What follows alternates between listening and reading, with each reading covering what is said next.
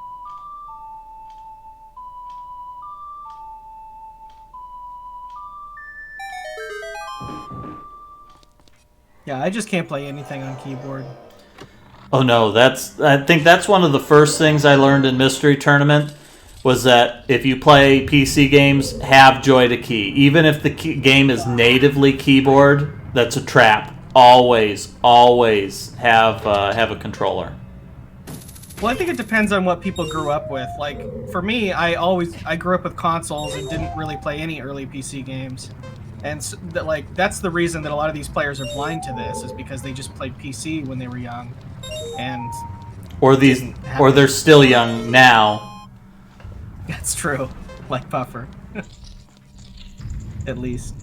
Yeah, Puffer. TPC is another one that, you know... I got grabbed there.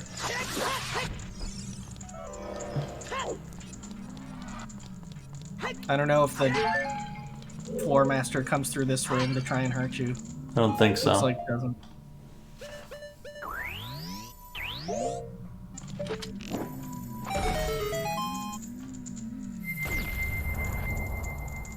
But yeah, I can't play anything well on a keyboard.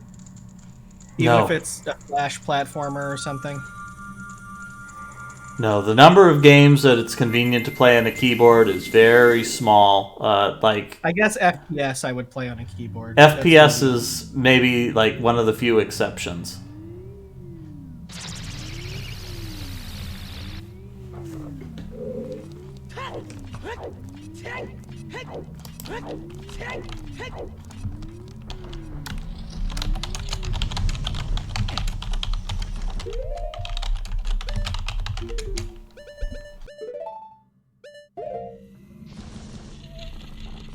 The final fights without double defense might be somewhat challenging. I don't think I've ever done them without it.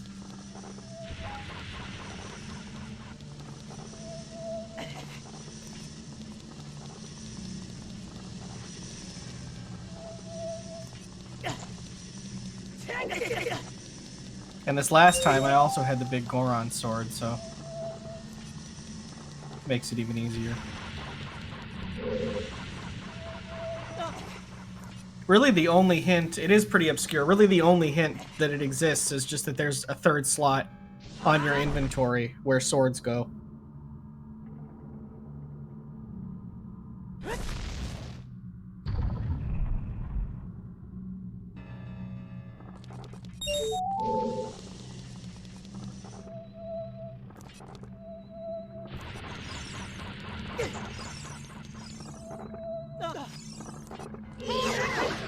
Nice, Sir Nico dropping a hint in chat that they can get fire arrows in Lake Hylian. Certainly makes some of these trials way easier.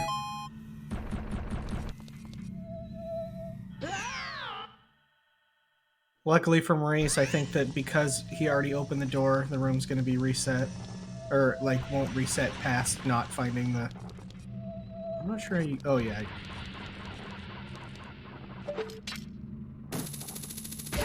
Well, it's crazy. Maurice and Puffer are pretty close right now. It's really going to come down to the boss fights, I think.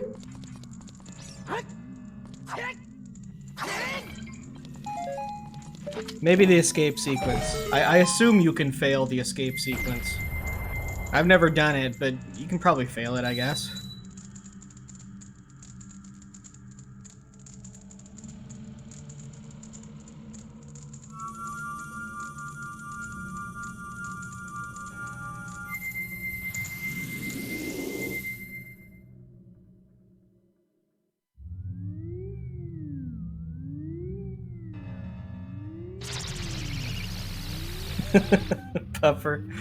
Puffer lamenting that he went through that room without fire arrows.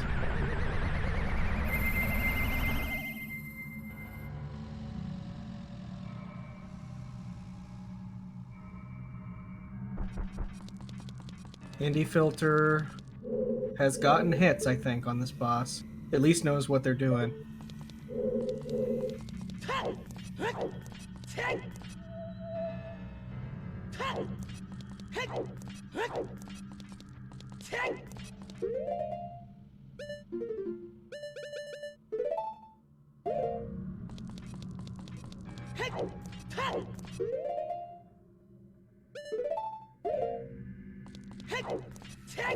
I assume Nico knows that nothing is coming through from him. Hope I'm not interrupting him and his mic is just out or something. Oh, I shut off my mic when I was taking a drink and I forgot about it. I was worried that was happening.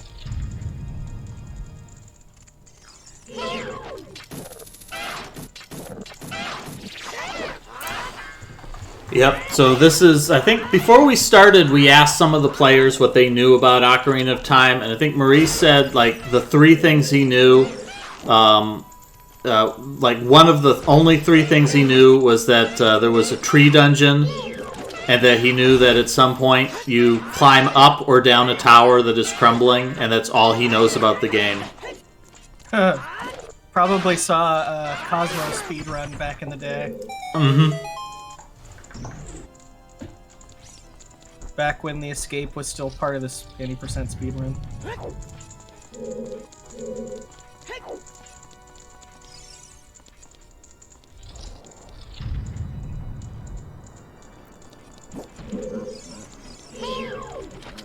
So, Maurice killed one of those Los Alfos with a light arrow and got 50 rupees. Pretty cool. Yeah, there's some interesting little tricks like that. One of the tricks in A Link to the Past is that if you freeze an enemy and then smash it with the hammer, it's guaranteed to give you magic. Oh. Link to the magic is much more useful in Link to the Past as well compared to this game. Yeah, I'd say that's probably true. You need it for a lot of things versus in this you only need it for a couple things here and there. Like, most of the time, you wouldn't be able to not do a boss fight because of magic in this game. Really, all the time.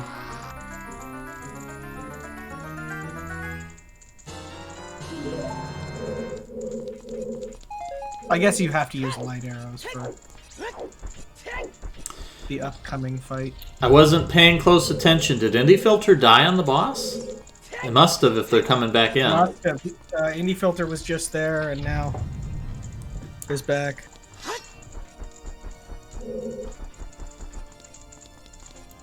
Okay, well, nice. Maurice doing one at a time.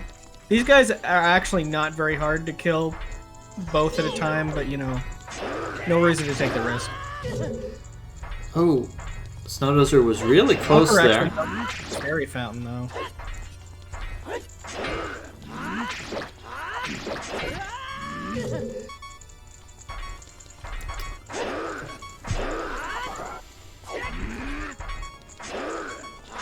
Nice, the double jump slash.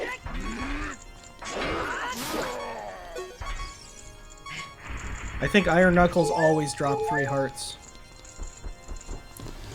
No pillars in this room, though.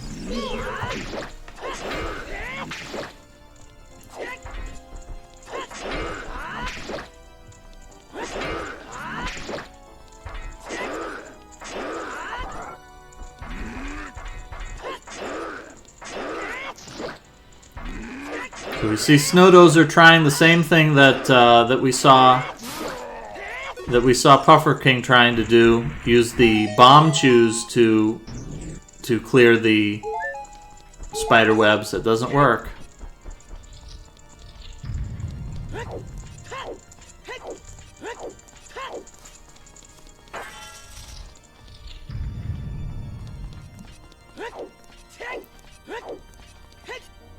Ganondorf. His most important room in his castle has a lot of pots, so that's good. I assume that in this universe, pots just sort of spontaneously create useful resources for the people. No. If you've played The Legend of Zelda the Minish Cap, it reveals that the Minish people put the items in the pots for people to find. Oh, really? Yes. I have played Minish Cap. I didn't remember that. That's interesting. Yes. It is official Zelda lore.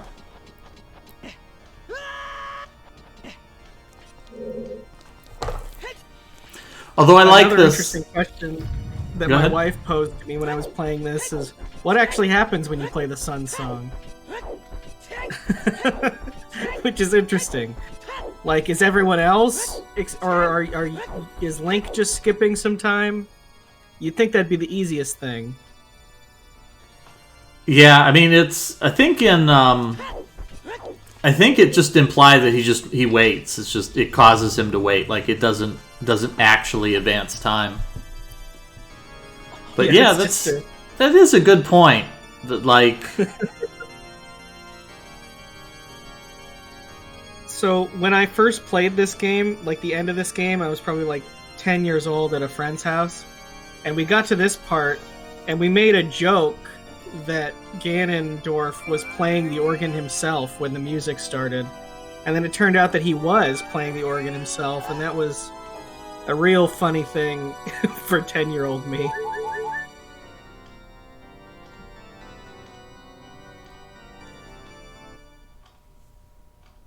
So apparently, at some point in his life, Ganondorf chose to learn the organ.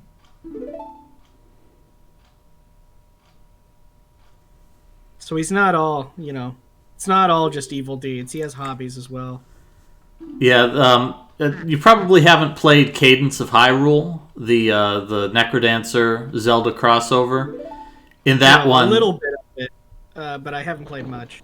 Yeah, in that one, the final battle against Ganon, he's playing the organ the entire time. Like, he's alternating between playing the organ and then jumping out and wailing on you.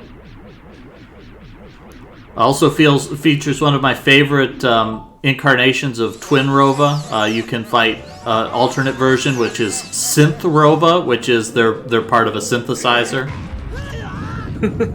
That's great. I gotta go back and play more of that game. And so Maurice fell down and is going to get to climb all the way back up here to fight another round of Ganon. Oh, using the hook shot is smart. It takes a long time to climb. It does. Depending on how much of the floor he destroys, hover boots are pretty useful here.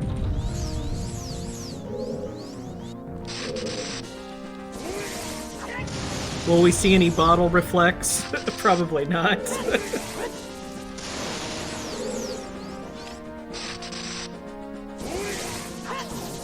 I like how the game kind of hints at this, though, because you do a similar thing with Phantom Ganon.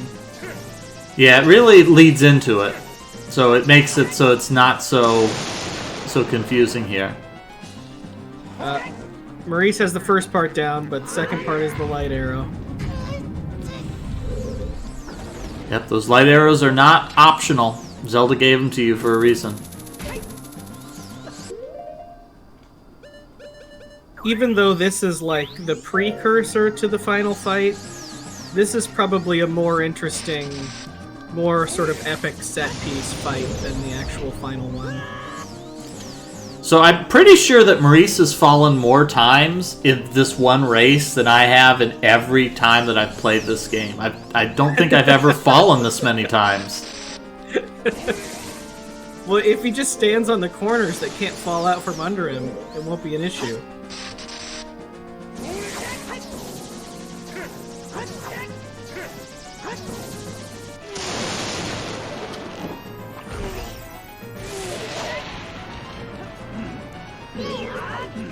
Nice, got a single Master Sword hit. Gonna go down in no time.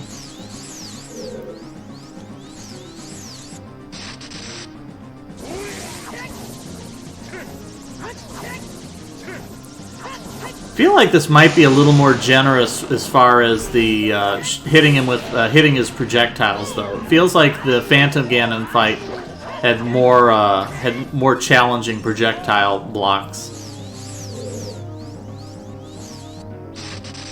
Yeah, I had a problem when I did this. I was standing further away because I was standing on the corner so they wouldn't fall out from under me, and I always ended up swinging too early.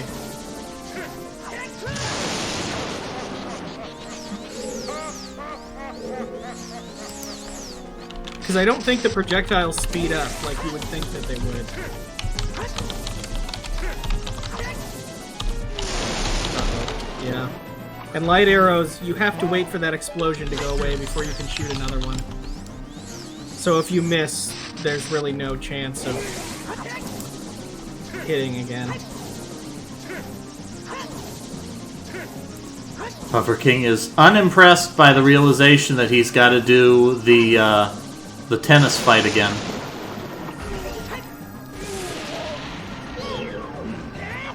Oh, nice. The quick spin. That's not easy to do, actually. It's really weird. Sometimes it just won't work. So I've been watching a lot of Boney playing Majora's Mask, and Boney is also not a particularly strong player when it comes to combat, so most of his combat seems to involve just rotating the control stick wildly and mashing the B button until whatever it is he's fighting dies. Oh, Boney's in the chat here right now. Oh, you can hit... I did not know you could cancel that attack. I'd never done that.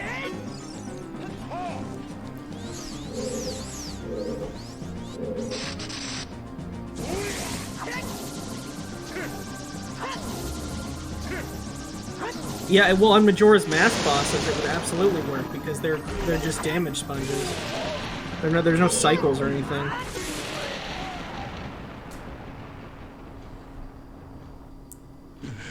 There we go. Maurice has defeated the first battle with Ganon, the Ganondorf fight. Oh, so Maurice is playing one of the later editions because he's got Green Blood Ganon. Oh. Huh. Even my gold cart, which is a reissue, had Red Blood Ganon. Yeah, the gold... So I guess there's even a later version than that. Yeah, the original gold cart version had Red Blood, and then that was one of the first changes they made, was switching the Red Blood for Green Blood. And then the later versions also swapped out the Fire Temple music and the pattern on the mirror shield. Oh, yeah. Yeah, so Snow Dozer's playing one of the earlier versions because he's still got the Crescent Moon shield.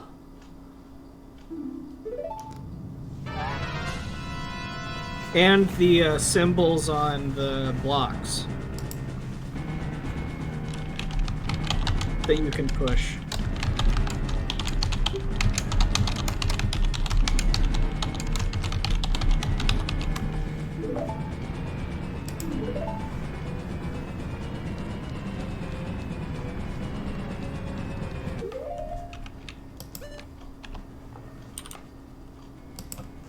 Yeah, there's a huge difference between Ganon and Ganondorf, because Ganondorf wasn't even in any Zelda games until this one.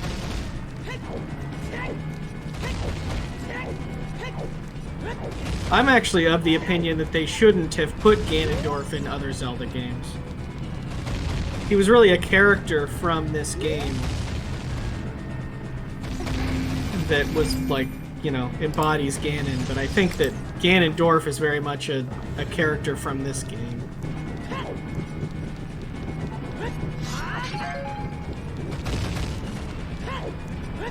No, you gotta find Zelda.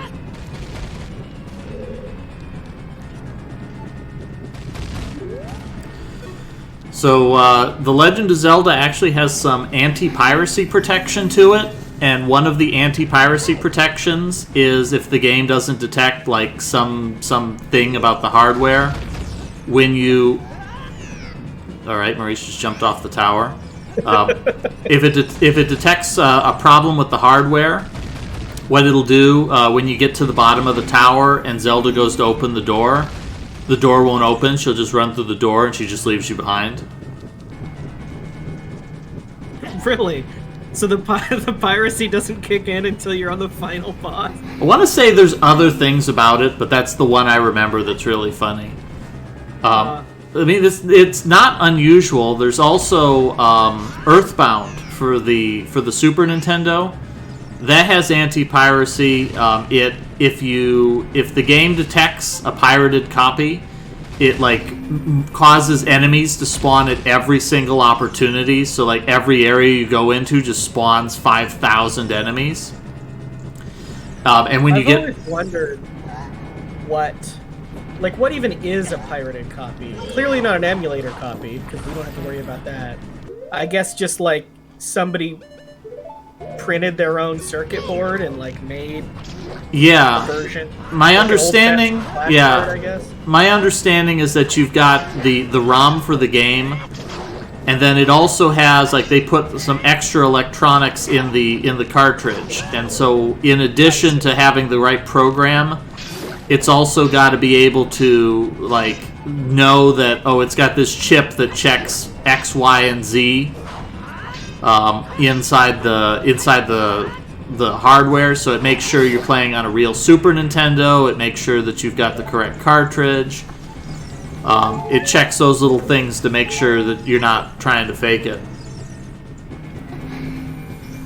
So I guess emulators are just smart enough to have made the technology such that it gets around those. Yeah, that they've figured out how each of the games work and that they've managed to protect against that.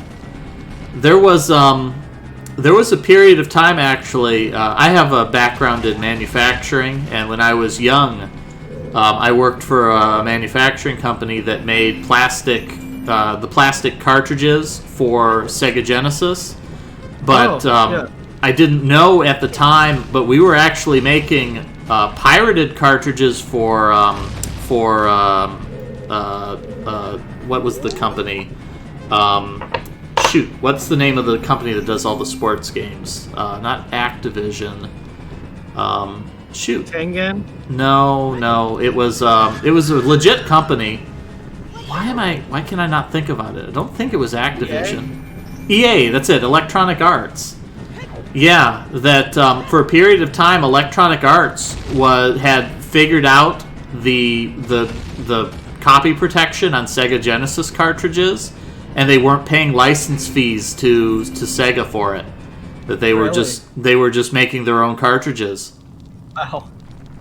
Well, with Genesis, it probably was a little less. I don't know. Nintendo has always been very strict on what can make. I mean, I'm sure Sega didn't like it, but they might have let that kind of thing go on. Oh no, there was a big lawsuit over it, and that the only reason why Sega dropped it was because EA they were making so many good games that Sega didn't want to lose them. Interesting. Yeah, so Nintendo came up with the idea of anti-piracy because during the Atari days, anybody could make an Atari game. There was no protection at all. And so the Atari was just loaded up with shit shovelware. So what happened was Nintendo's first thing they did was they made it so that there was all sorts of things on it that said you can't make a cartridge unless you know our secret sauce that lets you create a cartridge for the NES. The wonderful Color Dreams was able to get around that. And also Tengen was able to get it. Somehow, these weird small companies were able to figure out how to make unlicensed NES games. Well, it was they eventually figured it out later, but at that point, so many of the companies had like they had all of the they had Nintendo good graces in it that it wasn't an issue. But yeah, I mean, eventually they figured out how to beat the copy protection. They figured out what those chips were, or they figured out who was making them, and then they bought the chips. Oh, IndieFilter taking another death here on Twinrova. IndieFilter has been having a tremendous amount of difficulty with this boss. Yeah, unfortunately, I think that may have been the first time IndieFilter made it to the second phase, and they tried to volley the thing back. No, I think that's the second time they've done it. I think they've taken 2 deaths on it. Okay. Internet friends saying that Tengen's solution was they just electrocuted the shit out of the lockout chip so it couldn't do anything. That's one way to do it. That's interesting. I have a few Tengen cards. I don't have any Color Dreams or Wisdom Tree cards, but I don't think anyone would really want those anyway. Yeah, and Alapex pointing out another thing was that Nintendo had a idea that you could only make so many good games. They didn't want people to put a bunch of shit games out, so they made it so like you could only release 4 games a year, with the assumption that okay, well you're gonna spend time making good games, so that you'd sell a lot. And a lot of companies, that had big groups. Konami was a big one. That they actually had a team that they could create, more than 4 good games at a time. So they had so Konami had Ultra Games, that was really transparently just Konami again.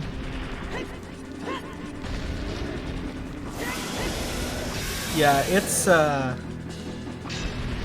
you don't see as much of that anymore, I guess. Well, even up until Wii U, Nintendo really didn't like too many deals with indie developers on their consoles. And I think that's only really started to change with the Switch. Now it seems like you can put anything on the Switch store. Yeah, I mean that's been a huge boon for all these indie developers, that the existence of these, downloadable game shops, that's really lowered the bar for what you have to the quality of a game you can do. That Nintendo, I think, is willing to put out let some lower quality games come out, but they're at a lower price point, so it's acceptable. Well, it's interesting. I mean, I'm more into retro games and console games and stuff like this, but the amount of AAA games that I've played in the last 5 years is pretty small. I've played a lot of new games, but they're almost all indie games. All right, so you can light arrows here too. That's smart. I should have thought of that. When you have Big Oron Sword, you kind of just go in and nothing really matters. Well, it's also the first phase when you lose your sword. If you have the Big Goron Sword, yeah, you whip out Big Goron Sword, and who cares about the Master Sword? Oh man, Puffer not having the double magic. I've never done this fight without double magic. That actually could be a pretty big hindrance.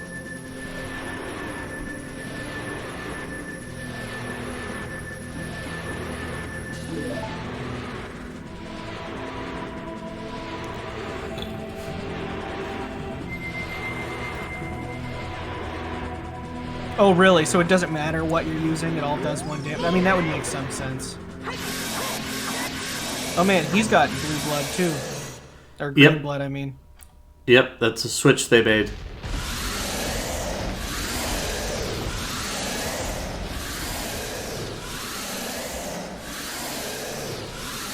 So I think Maurice is done. Yep, that's it. Maurice can't actually...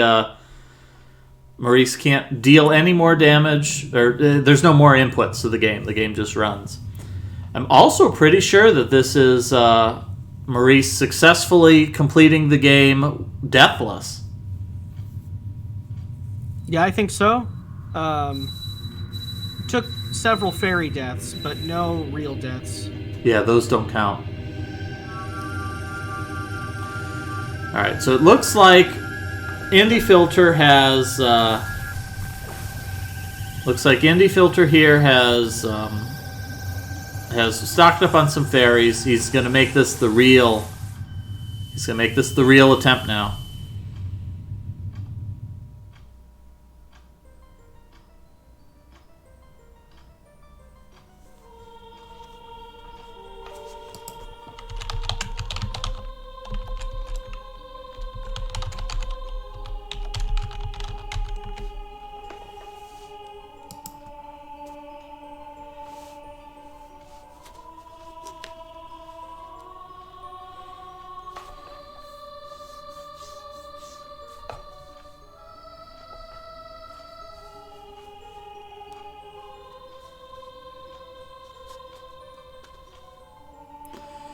Alright, Indie Filter versus Twin Rova again.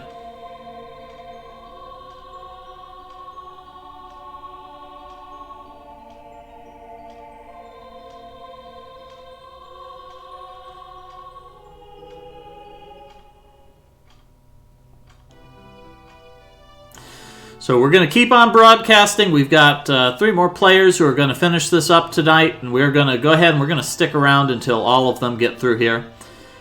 This is the Mystery Funhouse channel. We do blind races here.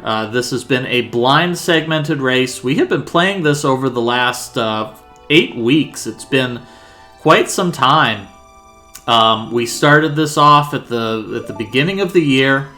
Might even have been late last year. And we've been playing 1 dungeon a week, and our players have managed to make it through. And this week we're finally wrapping things up. So the plan is, when we finish this up, we're going to take a week off, and then we're going to start up again. The next game we're going to play through, we're going to play some Star Tropics for the NES, which is basically The Legend of Zelda again. So really, we're just doing Zelda all over again. The Legend of Zelda, but for Americans. That's correct. Non-Americans are Americans aren't allowed to play Legend of Zelda games. It's just not intended for them. No, too Japanese. But we have all sorts of other things going on here on the Mystery Funhouse channel as well. Each week we do a weekly blind. On Saturday at about 2 p.m. Each week we have a game that is selected. Similar to these segmented races, but instead of doing a full game goal, we just play some portion of the game. Takes about 2 hours to 3 hours. We don't make an effort to play through the whole thing. Players are encouraged after the race to maybe play through the rest of the game on their own. We also have a mystery show that goes on each Saturday. It's usually around 5 o'clock p.m. after the weekly blind, and that's a sort of a shifting format sort of game show that involves playing a lot of games, blind or not. So that's another thing to look forward to. We also have a variety of tournaments that are going on. Yesterday we finished up our Reject tournament, which is a tournament consisting of games that were submitted for Mystery Tournament, but for whatever reason were not accepted to Mystery Tournament. So that tournament is over. We do have, starting up soon, we have the Heavy Troopa tournament. Heavy Troopa being a tournament in which the games are drawn randomly from a pool of all games that are on SRL. So that'll pick up a lot of really bizarre stuff that might be questionable for the ability to race it. Well, this one, actually, Giant Troopa will just be pulling from a list of all games that exist from the Giant Bomb database. All right, so it's basically any game that exists. I recall we did. This is the second time we're doing this tournament. The first time we had a lot of weird stuff pop up. We get stuff like JRPGs that didn't have English translations, so we'd have players trying to race through games where they literally understood nothing. We had edutainment games, Wow I Did It Mum being one that we remembered, that the players demonstrated their mastery over shapes and colors. This new, and this actually, the signups are still open, but Spice Father got Cricket and none of us knew anything about it. Couldn't contact any British people that we knew. Yeah, we've really lost a lot since we haven't had Spin Beast around. His expertise on everything British is really a useful talent in our mystery tournaments. Absolutely. The signups are still open, and I wanted to mention there's a new sort of format for this tournament, is that when you roll your game, which will pull randomly, we have a bot that does that on our Discord, it'll pull 5 games, and you'll take turns banning one at a time until there's one left. And that's the one that you'll play. So we should hopefully be able to get much more playable games and not anything that just no one wants to play. So looking forward to that.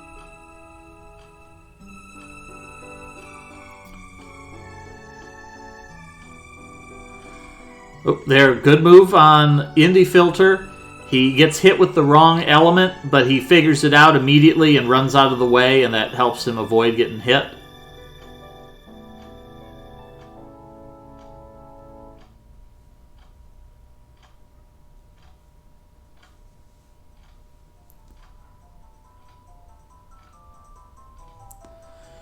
All right, Indy's got the pattern down, although he missed the hitting Twin Rova before. I'm not sure what his strategy was. He did a jump attack, and I'm not sure if that was a mistake or he can't figure out how to get over to the ledges.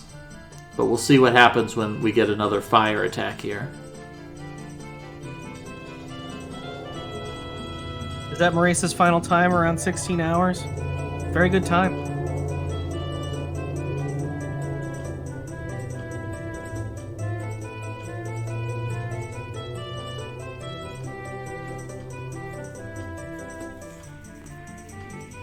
Yeah, I mean, Maurice beat it. The timer, let's see, what's the SRL time here for Maurice? Maurice's SRL time is only 2 hours, 28 minutes, and 51 seconds.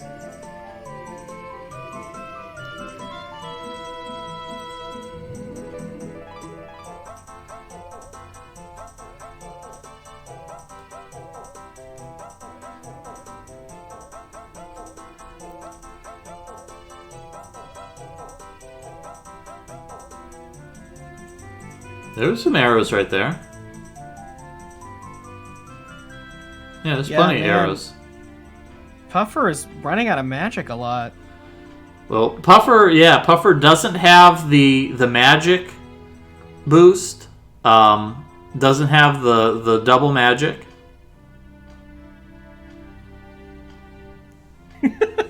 Maurice making a very good point in chat. Imagine how long it must have taken the Zora King to get here.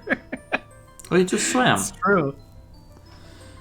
Alright, Snowdozer left. Where did... I wasn't paying attention to Snowdozer. Did he go get some fairies?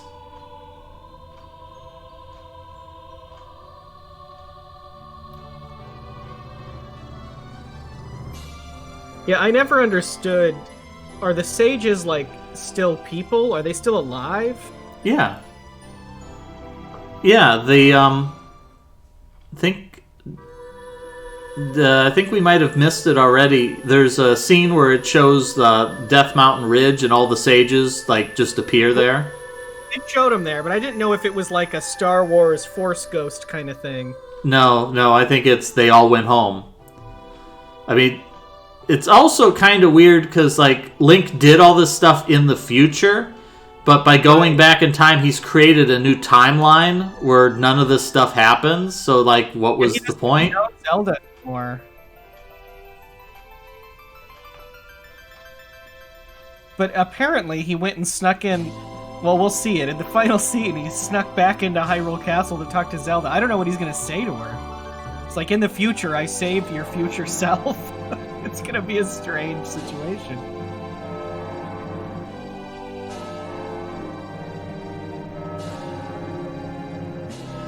No, that's not a time paradox. It's just a timeline with 3 separate timelines, one of which Link just lost.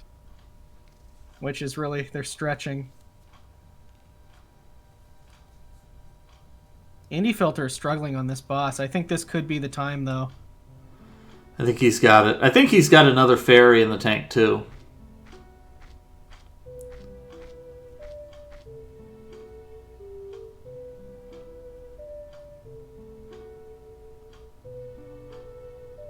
Yeah, I know. I think that, well, when Skyward Sword came out is when they created this whole Zelda timeline thing with the 3 separate timelines, and I think part of it was just because they wanted Skyward Sword to be the origin, so...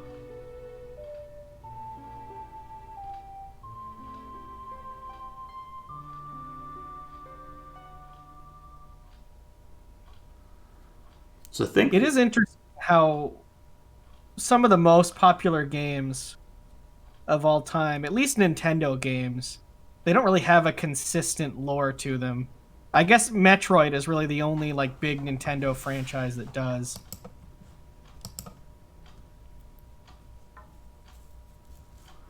Yeah, I mean, Zelda was one of those where I think when the series originated, there really wasn't a whole lot of thought put in. You know, like, at that time it was fine. We'll just make a game. Okay, Link's doing whatever. And we'll just have Link do something, and who cares? We don't need to actually come up with a reason why the games were related. I guess Zelda 1 and 2 are literally the same Link doing things. All right. So thought you're supposed to get a thing here. If you get 0 deaths, it's supposed to play your supposed to play the Scarecrow song, I thought. But I've never actually done that. I didn't actually know that was a secret.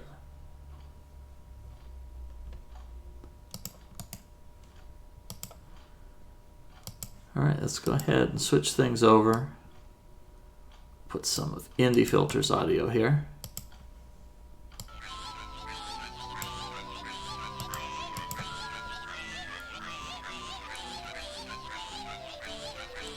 If you die to Ganon, you have to redo the tower collapse.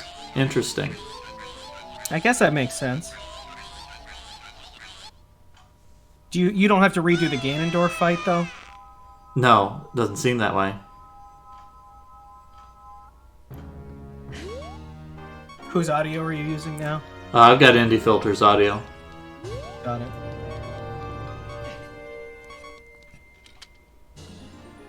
Indie Filter has a decent amount of health, too. Yeah, I think Indie Filter, during one of the races we did, Indie Filter just sort of decided that they weren't going to play the goal as designated. So they wandered around and they collected a bunch of heart pieces. I'm a little concerned Snow Dozer walking past the golden gauntlets switch. We'll see. I think he saw the switch. Yeah, he looked right at it. He could have jumped to it even, but he may be under the assumption that, well, there can't possibly be any important items here. This is the final dungeon.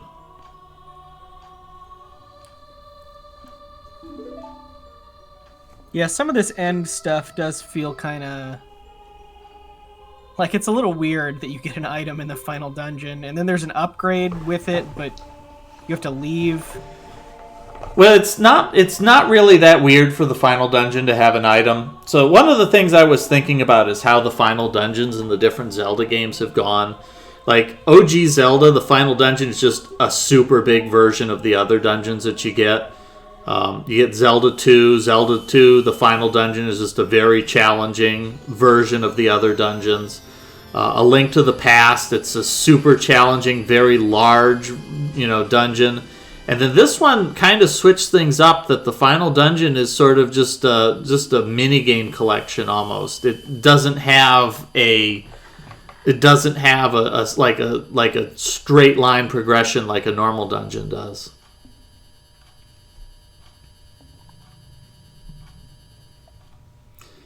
Yeah, that is a good point. But, it's normal for there to be an item in the final dungeon, but usually the item in the final dungeon, like Zelda 1, the item in the dungeon is the ring for the highest defense, and then the silver arrows, which are mandatory to beat the game. There's Zelda 2 doesn't have anything. A Link to the Past, the final dungeon, is the red tunic, so once again, it's the damage upgrade. And this one is like just a random-ass utility item. But it gets you double defense. It does.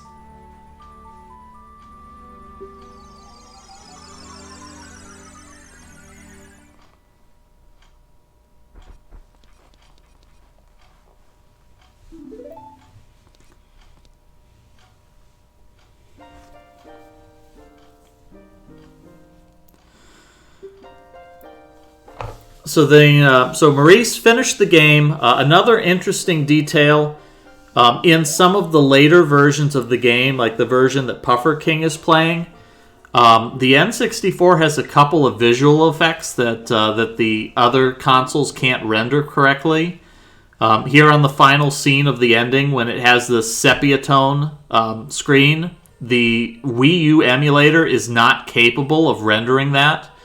So in the Wii U version, instead of playing an in-game rendered cutscene, it plays a pre-rendered video of the ending instead, strictly because it can't play the sepia tone at the end.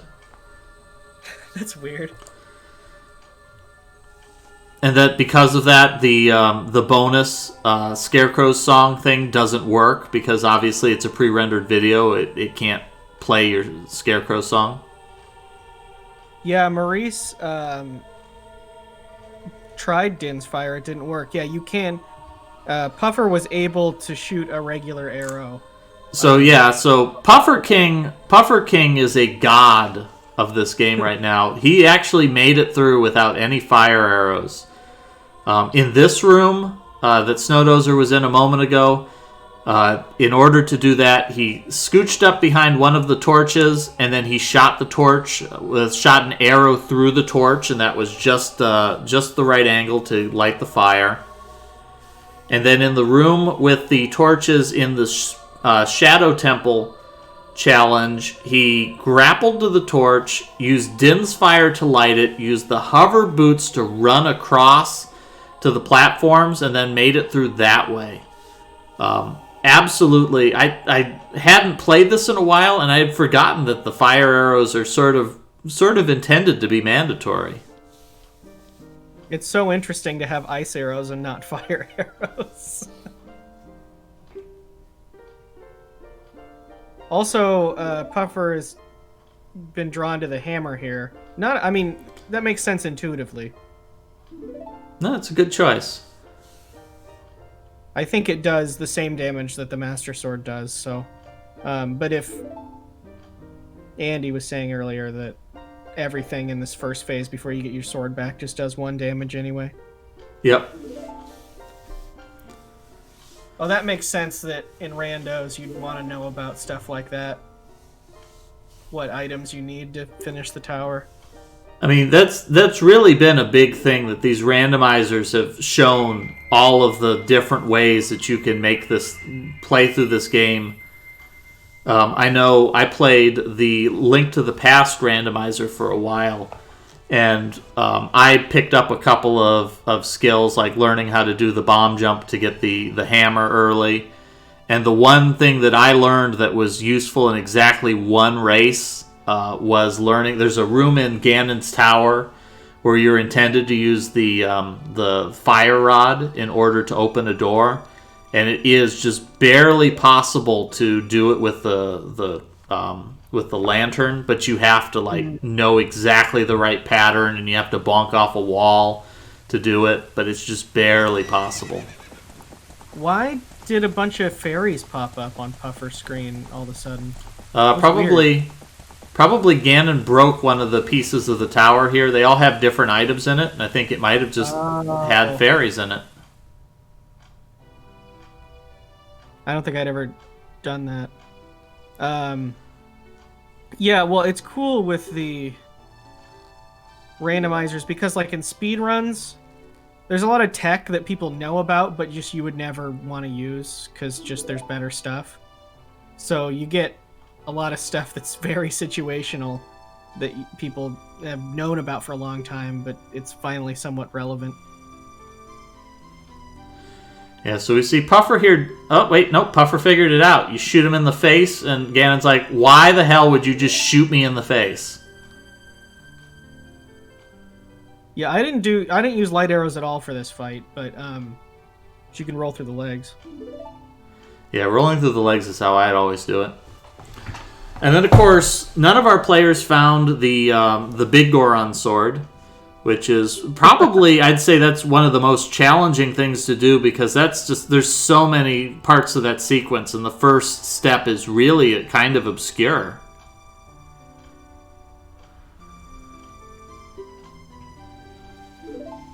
Yeah, if you have, Oh no. Oh, nope, that's the game over. It's also pretty much, I don't know, like you can do it without Epona or beans, but it's pretty hard on one of the timed things. I feel like you kind of need Epona to do it as just a normal player.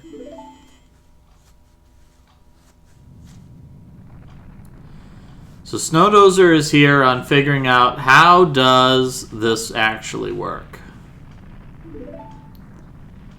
And that's got to go back to the Shadow Trial and got to get that one switch.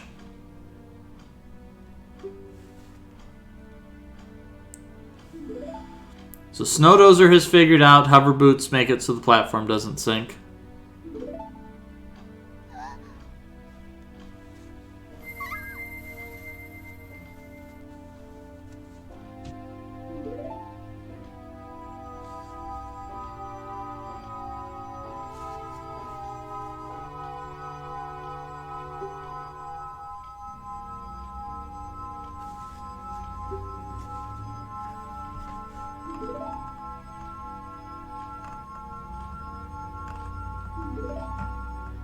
Yeah, Snowdozer didn't get the gauntlets.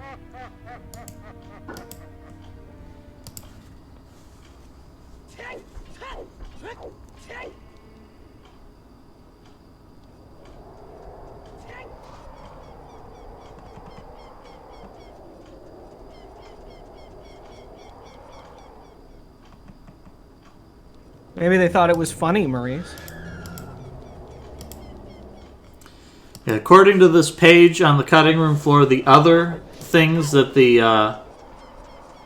other copy protection things are, for whatever reason, Zelda's hair just looks like a giant pentagon if it doesn't detect the correct cartridge details. And then also, the fishing minigame, if it doesn't detect a legit cartridge, the fish always lets go within a second. Oh, wow. So it's just little annoying things. It's kind of funny. It's kind of sadistic, really. Well, little annoying things, and also you can't complete the final escape because Zelda won't open the door for you. But they let you play the whole game. It's just like... That's not that weird. Earthbound is the same way. Earthbound also has a copy protection on it, and the copy protection is lots of enemies spawn, and then when you get to the very final battle, like you fought your way through the entirety of the game, when you get to the final battle, like the enemy does his opening speech, and then the game just soft locks. And when you reset the game, it's erased your save file. I mean, it's just like literally the devs have thought, what is the worst possible psychological thing we could do to these players? Which, fair enough. Indie Filter got the light arrows, just has to walk up to the tower. I think he's a little confused here. He doesn't know how he's supposed to get into this tower. Well, maybe Indie Filter will be the one to get double defense. Sees the block, understand what you need to do with it. Yeah, it just needs to go inside of the tower now. Also, Maurice, you're playing on some sort of, well, not some sort, I mean, we know what it is, but it's a slightly newer revision. On the other versions, Ganon and Ganondorf have red blood. Yeah, there's a couple of differences between versions. And Maurice is apparently playing on one of the later revisions that switched Ganon's blood from red to green. Yeah, that makes sense, Maurice. In your version, all of the enemies were robots.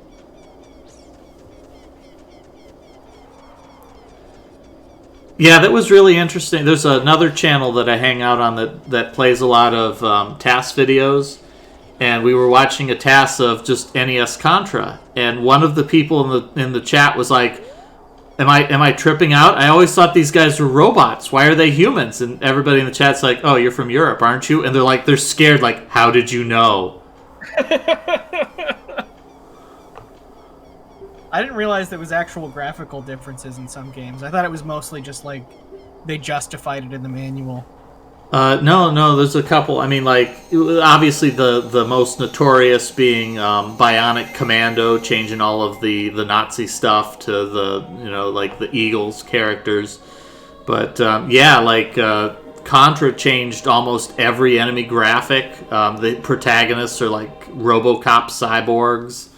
Most of the enemies have been turned into little robots instead. Wow.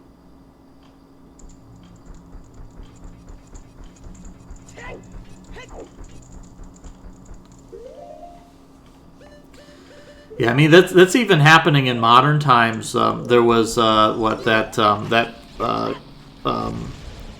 Persona Fire Emblem crossover game, whatever it was called, like Tokyo Mirage.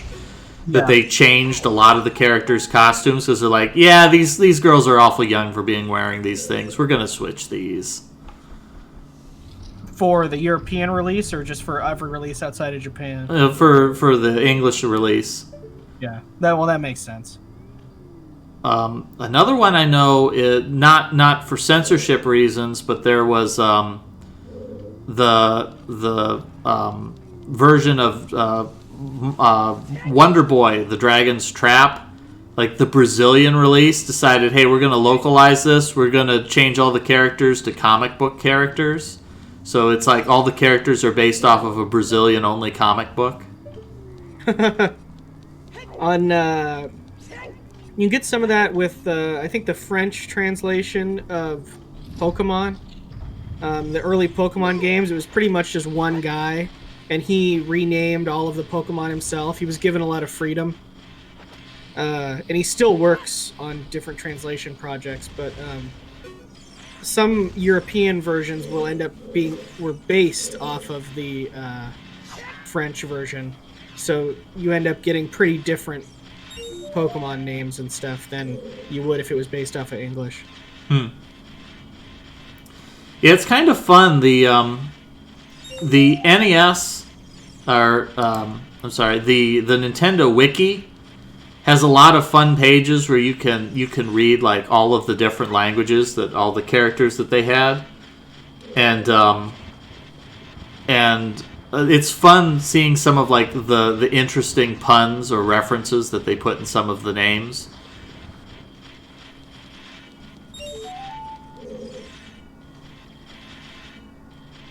Yeah, I mean, well, like a lot of the characters, even the ones we know, like Toad isn't Toad in Japanese. It's like, I forget what it is, something with a K. Kanoko, which is the word for mushroom. And like which makes much more sense. I guess Toad is like Toadstool, is where that comes from. Yeah.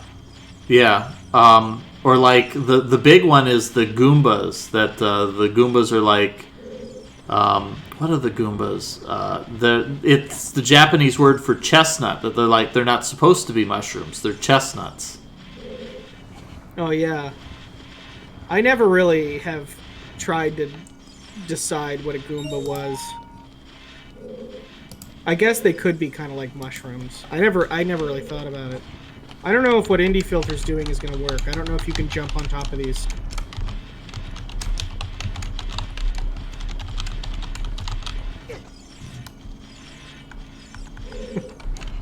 You can see the target on screen right now. Back up a little bit.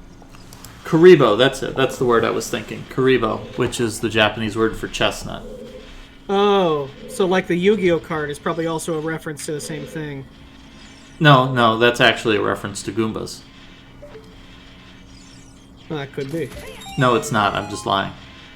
It could be. I mean, I came after. Well, I think the Super Mario Brothers 3 localization was probably that's like it says Karibo's shoe, and they're like, I don't know what that means. I'm just gonna call it Karibo's shoe. I don't understand it.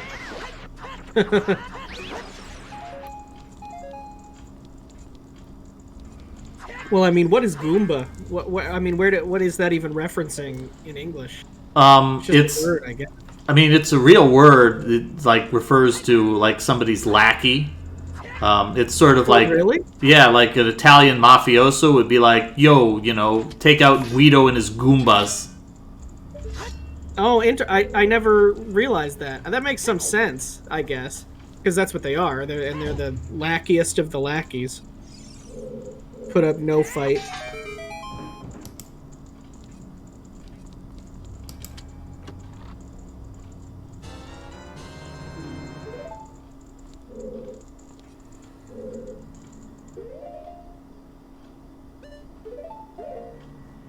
Yeah, all of the merch in the new Nintendo theme park is all the Japanese names of people. Yeah, I feel like Birdo might be one. Does Birdo not called Birdo in Japanese? I think there was a thing where Birdo and Ostro's names were mixed up in the original. According to the dictionary, a Goomba is an associate or an accomplice, especially in criminal activities.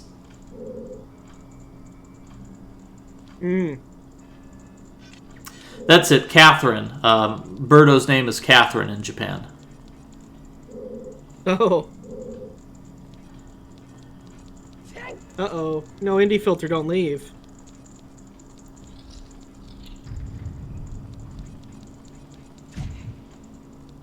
Unless, is Indie Filter going to Lake Hylia? on your suggestion? They shouldn't, because I'm pretty sure Indie Filter has fire arrows. I thought that they did. I thought Puffer King was the only one who didn't, but maybe we'll see if Indie opens their inventory. No, just decided she couldn't do that one.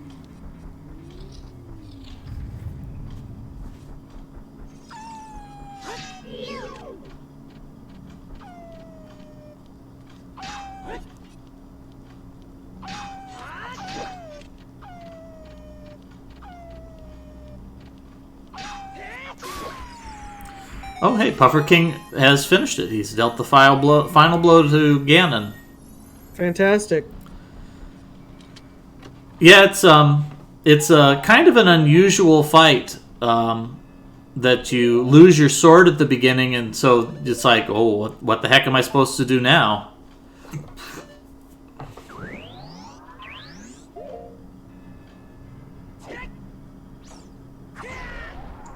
Really, I'm playing through it now, though. It's easy to, when you get really into video games, to try and say, like, well, you know, this one isn't that good. Even though it's so popular, it's really overrated. But I think Ocarina of Time is not one of those games. I think it's really pretty impressive what they were able to do, and it's still one of the best games like this. Yeah, I mean, compared to the newest type of adventure Zelda game. Well, I feel like it's also this game is sort of at that turning point when Nintendo really started to devise a sort of the idea behind, we'll give the players a certain amount of hints that there was a time, I think, when game design was a lot about, let's just make it as confusing as possible, because the game takes like maybe 45 minutes to beat it. If you know what you're doing, the game is incredibly short, and so the length of the game was almost entirely based on just you have to figure it out. And this is, I think, where Nintendo had a turning point where it's okay. The main game is going to be easy. Like, we're just going to give you hints all the time. You got Navi who's telling you what to do. You can call up Saria. She gives you hints. In addition to people giving you clues when you walk around. So this is sort of a game where it's started to achieve modern sensibilities for game design. Right. Well, and just the amount of content is pretty vast. I wouldn't say that this is really any smaller than any subsequent Zelda game. I mean, maybe like Breath of the Wild, but that's a totally different style of game, so it's not really comparable. Yeah, Breath of the Wild is kind of funny because I was playing through it, like, I didn't intend to beat the game, but I was just wandering around Hyrule Castle, and it's like, oh, I found the final boss. Oh, okay, well, I'm defeating the final boss now. Yeah. Yeah, Snowdozer... No, Snowdozer does not have them. He walked right past the Switch, looked at it, specifically, as if to taunt us. Yeah, I think Snowdozer might have been under the assumption that something important like that should be in a place that's like really obvious. And really the golden gauntlets are really not in an obvious spot.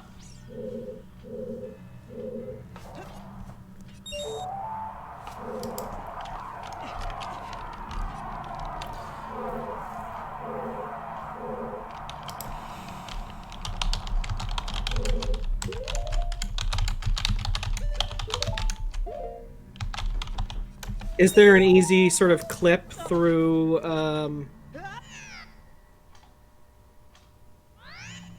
this barrier, TPC? I know speedruns have advanced beyond doing any sort of barrier clips now. I feel you can just walk everywhere you want to go. I feel like there's really no intention to do that, because any speedrun that allows that sort of thing, you've already skipped the entire game with that kind of a clip. Like, if you put that much effort into getting this far in the game, you're already playing one that there's no reason. Sometimes I do like casual speed runs. Like I'll do 16 star of Super Mario 64 sometimes, just because the glitches are fun.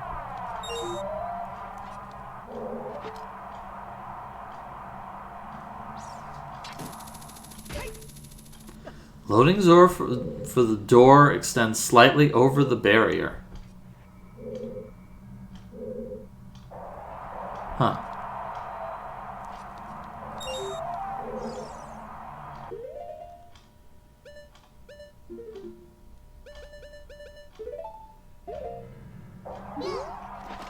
Everybody, so this is weird to me. Like, when I play this, I just stab the crap out of likes. But everybody in this is insistent on, well, we're going to use bombs, we're going to use arrows. All our players seem like they don't want anything to do with this like. They're a little scary. Oh, unfortunate. Held forward and did the roll. I think I'm a little ahead. Let me refresh that.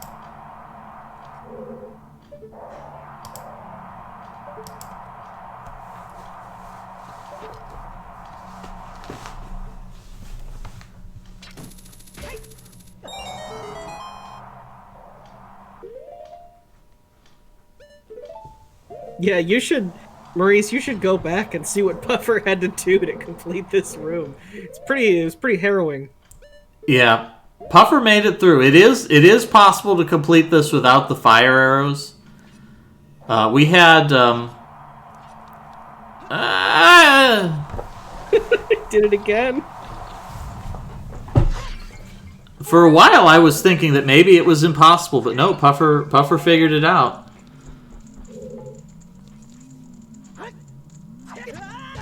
Yeah, when I played through this, that's what I said, because I knew this was happening today. Said to my wife, I said, I don't know how you would do this without fire arrows. But I didn't think about that you can hook shot to anything wooden, so you could hook shot to the torch. So I have personally never seen this Easter egg, but according to the wiki, the Easter egg is after the credits roll and when you're on the end screen, it's supposed to play the Scarecrow's song. But that's the only thing I know about. I've never done it before, so I was kind of looking forward to it, but I didn't hear it. Yeah, your Scarecrow song is just... So I don't know. His Scarecrow's... Did you ever fully learn the Scarecrow song, Maurice? Yeah, he did. He did. Yeah, he got it. His Scarecrow song was inspired by Jolly Mania. His Scarecrow song was a Jolly code.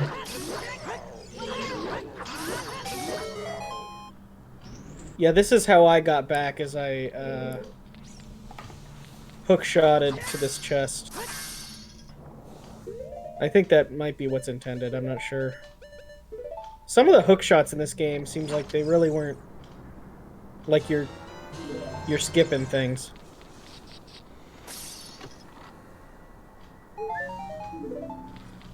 Yeah, so this really threw off Snow Dozer, because like every chest in Ganon's Tower is just stupid things. It's like 5 rupees, or a heart, or an ice trap. And then the one chest that Snow Dozer is like, obviously these chests aren't worth my time, was actually a completely mandatory progression item. Does Scarecrow's song not have to be max length? I think it has to be 8 notes.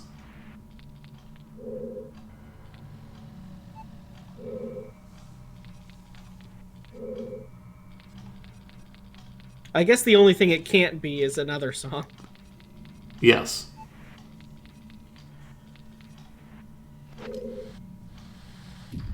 Because Bolero fires 8 notes. You couldn't just have that twice, probably.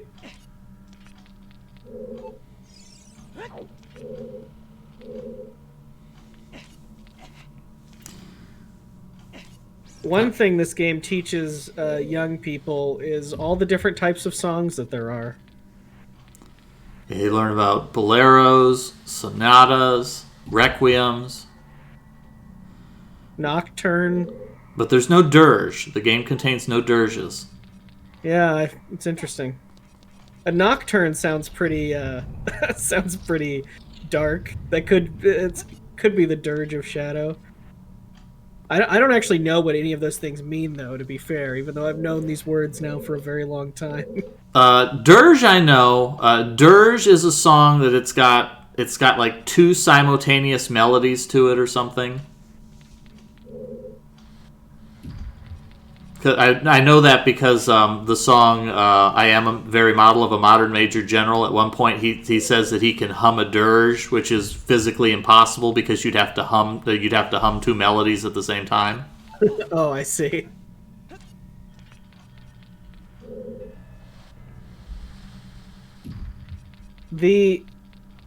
Yeah, I mean, I don't know what a bolero or a nocturne is. I'm gonna look up what a bolero is. Yeah, look those up for us. Let's learn about music now, everybody. I like Bolero of Fire a lot. 2 distinct genres of slow tempo Hispanic music and their associated dances. It sounds pretty specific. I don't know if there's going to be a good pithy explanation for exactly what a bolero. They're all in 3/4 apparently. At least originally they were. Cuban boleros are in 2/4. I don't know if I really understand what 2/4 is. It's the timing of the song. No, I know, but I can't really picture 2/4. If you think that's crazy, there's like 7/6 time or something like that. Like you can get some weird times that just they don't make Russian sense. Piano music, and it's like 112/18 or something super weird.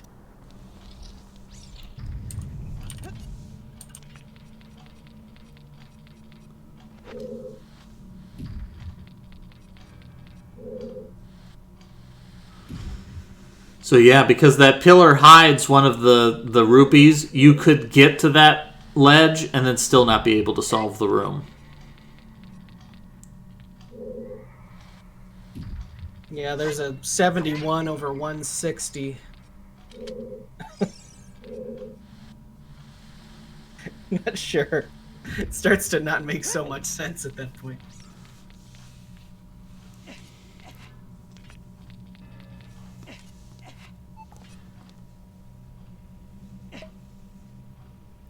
Wait, I'm doing what?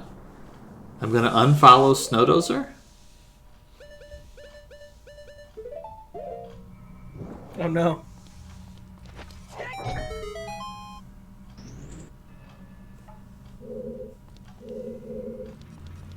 Although I have noticed, I'm not sure what it is, but there's a couple of channels that for whatever reason the unfollow button is highlighted. It's like, is it trying to tell me that I should unfollow the stream?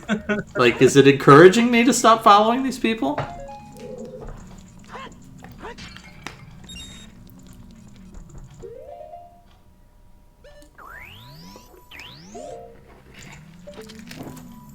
Yeah, I'm not really fond of this final dungeon. I think this is really weak as far as Zelda final dungeons go. I think Twilight... Poorly thought out. I mean, only 2 rooms for each of these trials. It does seem like they were kind of... Maybe they made the game in order. And kind of phoning it in at the end as crunch time. Yeah, but on top of that is, like, this whole thing with the golden gauntlets... That it's arranged in such a way that it's really unclear how they expected you to go through any of this. That, you know, you have to get the golden gauntlets, and there's really nothing directing you to get to them. Oh, Snowdozer are coming in here to get the fairy. Yep, smart. Doesn't know about the secret fairy fountain. Nope, didn't find it. Marie. Puffer found it. Yeah, I was impressed that Puffer found it, because I figured none of them would see it. I did not know it was there. Lens of Truth reveals it, I guess. Yeah, the Lens of Truth reveals it. Yeah, I mean, Maurice, I can't deny that. it was not a solid ice puzzle performance. You found the fairy fountain in the end area. The room where you bought all your green potions. You did a good job spotting that. So I'm curious if Snow Dozer is going to go outside to grab that last pillar, because he's seen it in the last few minutes, so he knows about it. It's got to be fresh in his mind.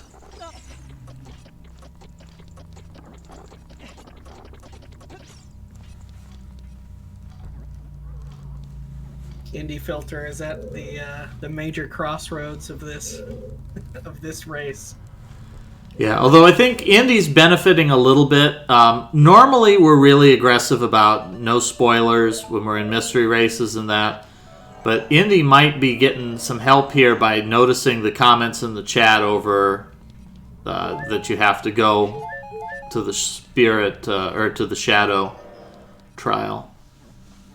Yeah, we tend to have a more lax attitude with the segmented races and the weekly blinds. They're longer form, and no one's keeping track of who's winning, really. Yeah, although some of it also depends on which games we're playing. Some games are a lot less beneficial. Like, you know, you're playing some Super Mario World.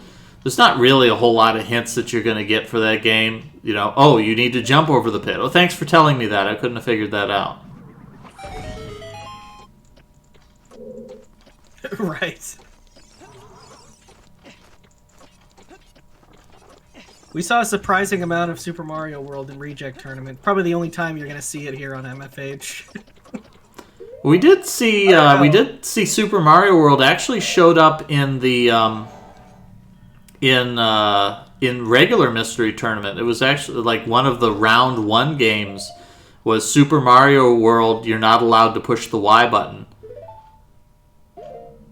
And then one of the players managed to soft lock the games because they went down a pipe and there was no way to get out of the room without running up a wall. We had an attempt for a goal like that in Reject Tournament, which was Super Mario Land no running. That sounds really boring. Yeah, well, yeah, it barely affects the game. Indie Filter did not press the button. It's unfortunate. It barely affects the game, and the goal was only 2 levels. It was just 1-1 and 1-2. So the race lasted about 2 minutes and 30 seconds. Yeah, there was I think we played Rayman on the Game Boy Color in a Mystery Tournament race, and it was like, I don't think it was my race, but I joined in on it, and like, it was me, Captain Drake was in there, and then whoever the racers were. And like, everybody finished the goal in like 2.5 minutes, and we're all like, was that really the goal? We did the thing it asks. That was really short. Yeah, for Mystery Tournament, when people submit a goal, and maybe they just don't have a very good understanding of how long goals should be for Mystery Tournament, which for reference is like, I don't know, 15 to an hour, more or less. A lot of times, if the game is good, the testers will come back to the submitter and say, can we adjust this goal? Or sometimes the testers will just adjust the goal themselves. For Reject Tournament, the game is already rejected, so that didn't happen, so you end up playing goals that are real out there. And here we see why Indie Filter doesn't bother using the sword. Although I guess that's really an annoying thing with like-likes in this game. For whatever reason, the top of the like is like invincible. Yeah. Which is weird because in other games you just stab a like. Off of him all the time. It's like half the time that doesn't even hit him, and I don't understand why. I had a real hard time. Indie Filter must be really a fan of this blue tunic, because at this point in the game, there's literally no reason to ever equip this tunic. I like the way the blue tunic looks. I like it better than red.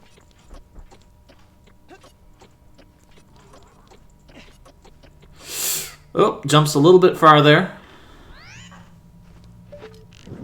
Good that Indie Filter is going back to get this upgrade, though. I'm sure that they've noticed the comments in chat and they realize, oh, that's definitely an important chest that I need to get. Yeah. We're going to see everybody finish today.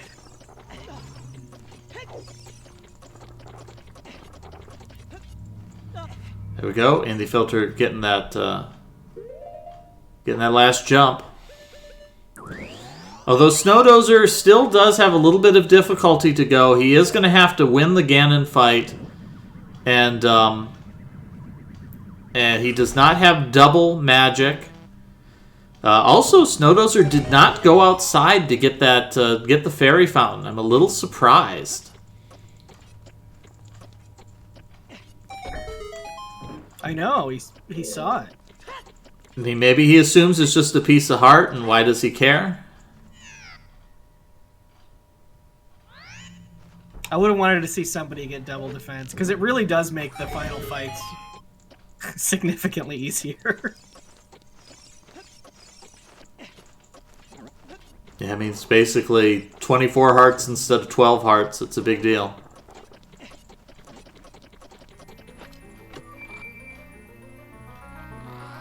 And it looks cool. They get little white outlines. Yep.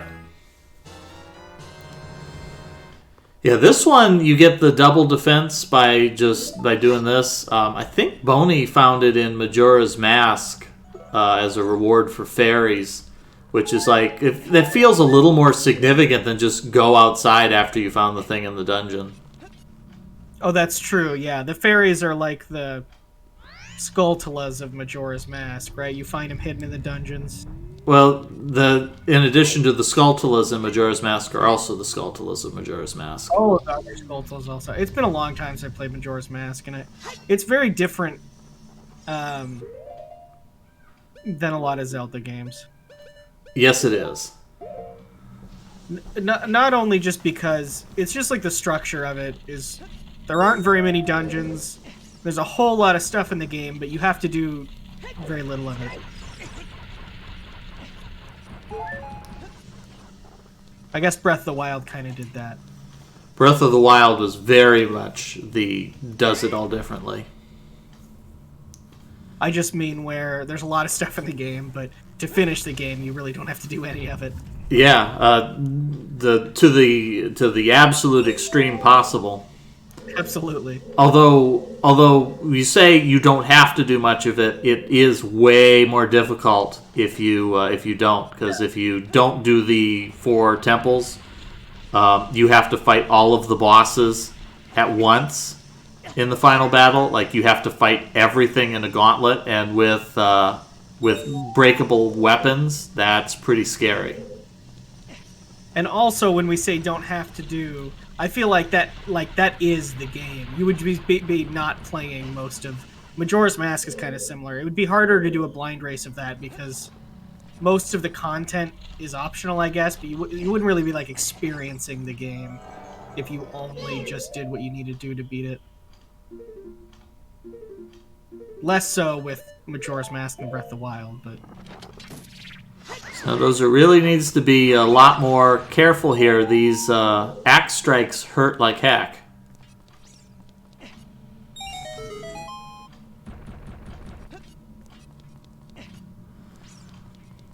Yeah, we've been talking about Boney's blind playthrough of Majora's Mask. Boney hated everything about the Great Bay Area.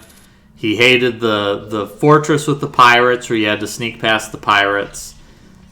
He hated opening up the dungeon. He hated the boss of the dungeon. That at one point he looked up a walkthrough because he's like, I just don't want to do this anymore. I just want to be past this part of the game.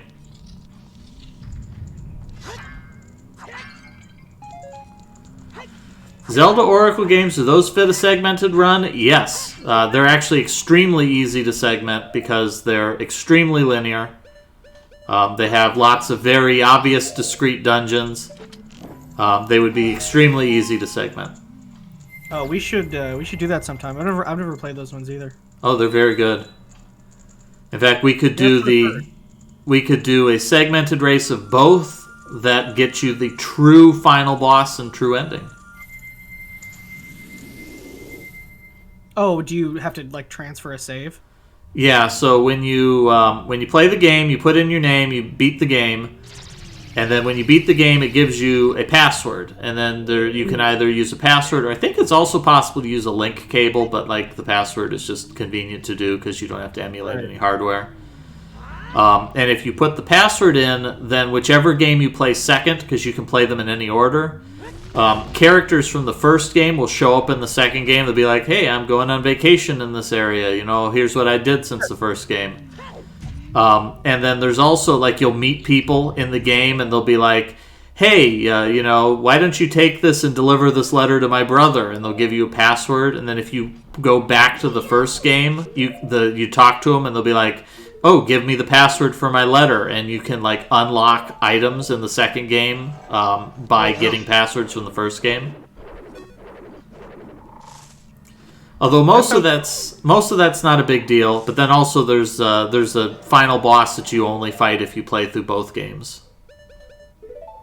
The initial plan for that was for there to be 3 games, right? Or at least that's what I've heard. Yes, it was going to be 3 games, one for each of the power, wisdom, and courage. And then they realized, this is getting way too complicated. Did those release after Ocarina of Time? Yes. Okay. Yeah, it's after Majora's Mask as well, because, like, Tingle shows up in it. Oh. Although I think he's a bonus character, like, just shows up somewhere that he's not important. I always forget how, because the portable consoles, you'd look at them and they're more similar to, like, NES or SNES games, but they were happening a lot later. Maurice is close. It's not hot swapping DK64. It was Banjo-Kazooie to Banjo-Tooie. That the idea was that you'd have to hot swap it to make a bunch of stuff appear, and that there's secret codes that you can enter in the game to get the hot swap content to appear. But Nintendo was like, no, we're not encouraging children to yank out a cartridge and then shove another cartridge in within 5 seconds before the memory clears. Yeah, well, and one of the I saw a recent sort of video on all that stuff. And also, even the Rare employees had trouble getting it to work super consistently. So it probably wasn't a good idea to implement it. Yeah, the Oracle games do it a lot more sensibly, that they just give you passwords. And then it's structured so that the name you choose for your file affects your passwords. So, like, you can't know the password for somebody else's game. You have to actually get the password that matches your file name.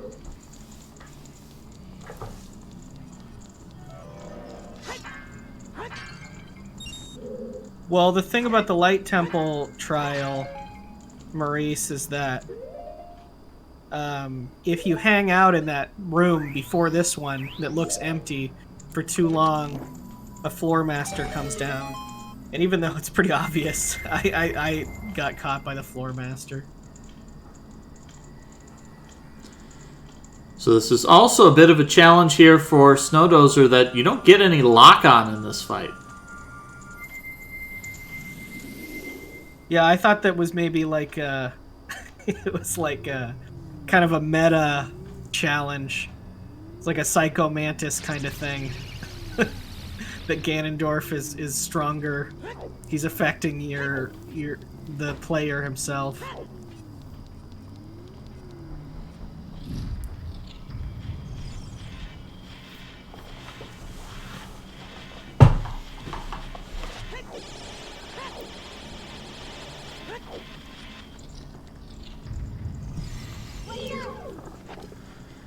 Yeah, so TPC was doing co-commentary with me on this. TPC is not joining me today because he had a major computer malfunction.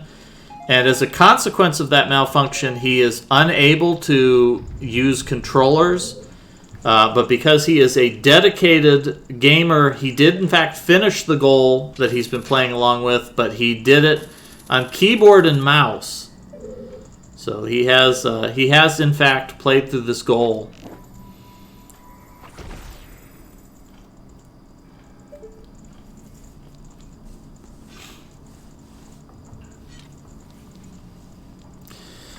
All right, we see Indie Filter here figuring out that you got to burn it. That's spider web. I think probably the challenge for the players in this room has been that they don't recognize what it is on the ceiling That they don't recognize, oh, that's supposed to be a spider web. I mean, it's been 2 months since they've been in the Deku Tree.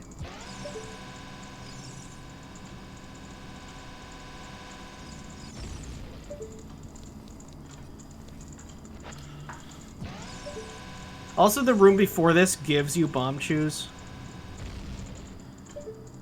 Yeah, we So saw. maybe this is like Yeah, we saw the same thing from Puffer King. Puffer King spending a lot of time playing with bomb chews. Uh-oh, Snow Dozer, shoot him. Oh. Yeah, it's not obvious.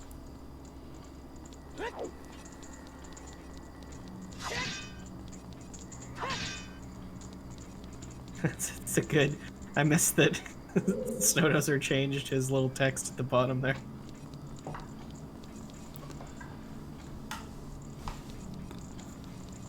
Yeah, that would be a good Easter egg for like the next Mario Tennis that you could play as Ganondorf. Indy does have the fire arrows, we think. Yep. So we had several players found fire arrows. Maurice and Indy Filter both found them immediately after completing the water temple. I think everybody, while they were trying to figure out how to open the water temple, found the plaque that tells you what to do. But it was Snow Dozer. Snow Dozer saw the thing and read about it, but he didn't know. But he didn't know what to do. Or I'm sorry, he knew what to do, but he took too long, or he was standing on top of the plaque. So he tried to get the fire arrows, but he failed it. And Puffer King actually revealed the fire arrows, but he did it before opening up the temple, when he couldn't reach it. And I think he might have just forgotten about them after he completed the temple.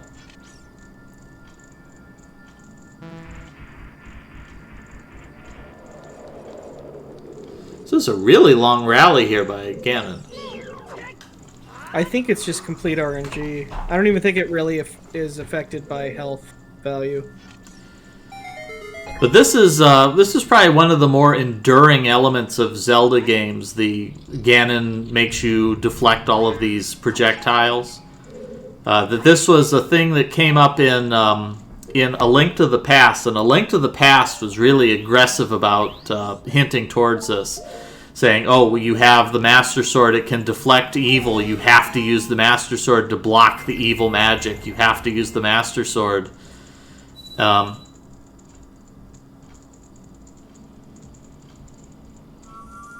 Whereas this game sort of just throws it at you, like, all right, here, it's Ganon. You have to block his things.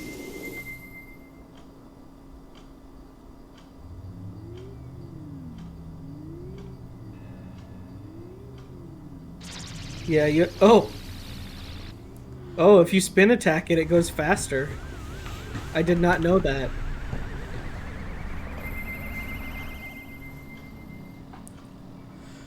I wonder if Snow Dozer will step out and get the thing. Although this will start you at the inside of Ganon's tower. Because Snow Dozer will probably leave to get some fairies. That's true. You can reflect with the bottle here. Don't know why, but you can. Nope, Snow Dozer's going to grab the ice chamber fairies, I think. I don't think he found the secret fairy. No, he did not. Otherwise, he would have gone straight there. But yeah, Maurice, you got basically all the items and upgrades in the game. Didn't quite get full health, but there's also a sword that does double damage to the Master Sword. It's very convoluted to get. Yeah, Maurice missed a couple of items. Maurice missed the upgrade for defense that gives you double defense. That's just outside of Ganon's tower, and you need the golden gauntlets to get it. Maurice did not pick up Nehru's Love, the third magic spell. To get that spell, it's if you explore the area just outside of the Spirit Temple, there's a spot where it's a little bit of a conspicuous wall flanked by a couple of palm trees. There's a fairy fountain there, and Nehru's Love, when you cast the spell, gives you a few seconds of invulnerability. I don't remember exactly how long.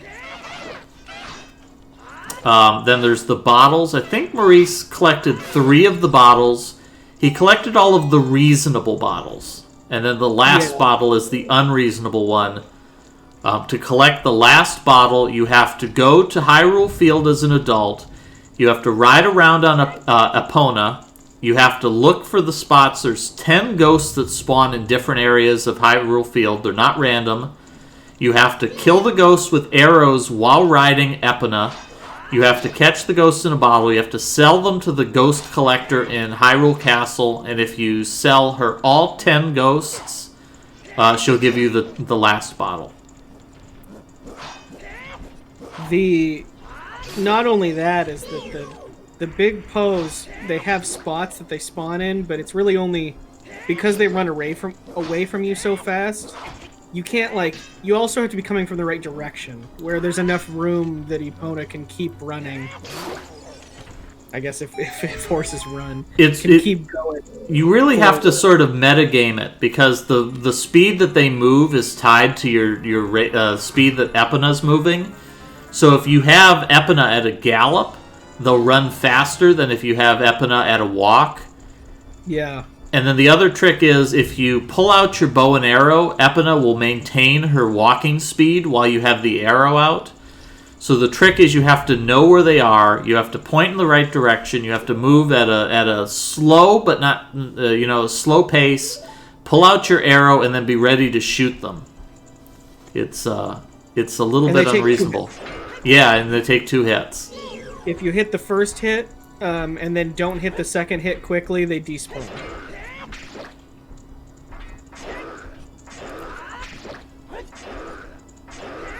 Yeah, everyone's going one at a time for these guys. Probably the smart move. I did both at a time, didn't have an issue, really. But Maurice didn't... I think you have mostly experienced the game. One of the easier heart pieces you didn't get involved finding some frogs. Because you could have gotten 2 heart pieces from them, and it's a pretty easy one. There in Zora's River as a child. Yeah, you have to play all of your songs. You have to play all of the songs. They will give you 1 for playing the Song of Storms, and then they make you play a mini game where you have to play the correct notes to make the frogs jump and eat the flies. So it is a mini game that Maurice missed. And then, of course, as we mentioned before, there's the quest to get the sword. The Goron sword, which to do that you have to talk to the Cuckoo Lady as an adult. You have to go all the way through a long trade quest where you get an item from her, you give it to somebody else, give that item to somebody else, and that eventually gets you a... you have to eventually run up Death Mountain with a timer in order to deliver some eye drops before the Goron will make you the sword. There's also the Happy Mask quest. Warp spells will negate the timer, so you do need to actually know where you're going.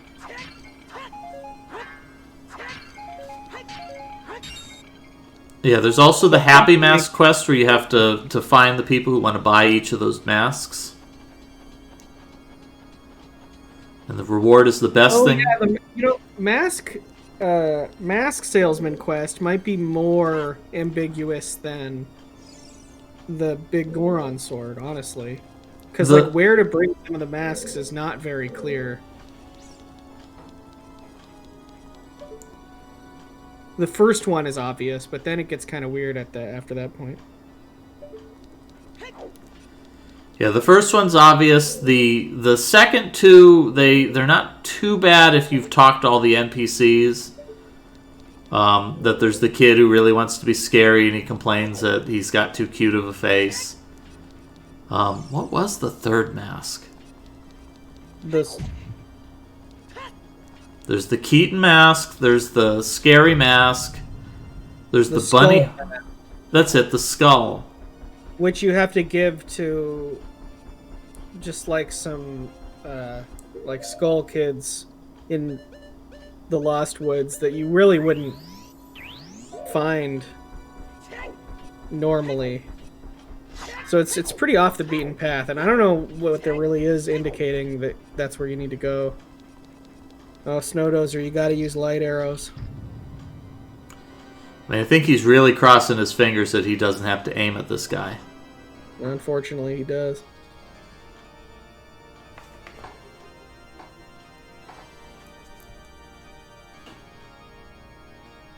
I mean, when you think about how much it means to Ganondorf that he comes off as threatening to Link, it is pretty funny. That he has to. He's like, okay, he's coming in. I'm gonna play the organ now. I'm gonna make sure that he sees me ominously playing the organ. Well, you know that he started it up as soon as Link came in. He's like, he's going to be here any time. And like Snow Dozer is wandering around like, where the heck is this thing to lift this block? Like an hour later, Ganon's like, I'm running out of songs to play here.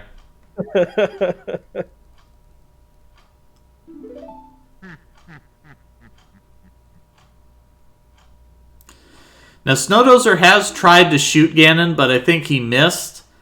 And it might be another one of those situations where Snow Dozer is saying, I already tried this, it's not right, I have to try something different. Much like the snake face that you have to melt off with light, and the mirror shield, and many other things throughout these races that players have been tripped up for that exact reason. Yep, so Maurice asked before Ganon and to hear it, but the sound that Ganondorf makes right there is the same as his big punch in Smash. It's literally the exact same sound clip. Oh, that's nice. This game is nothing but Smash spoilers.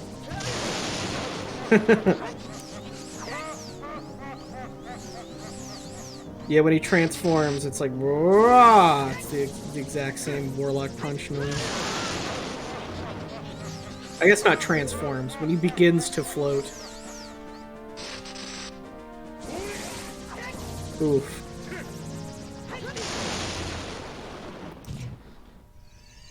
Yeah, I think eventually Snow Dozer will realize that. It's just sort of...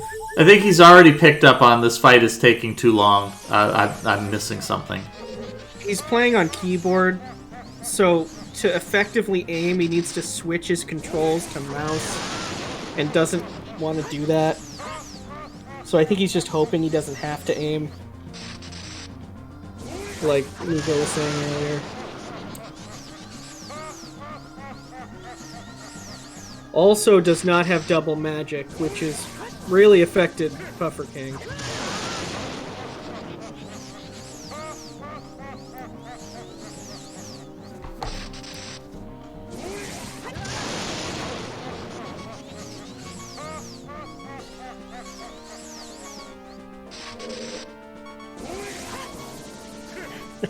Oh, okay.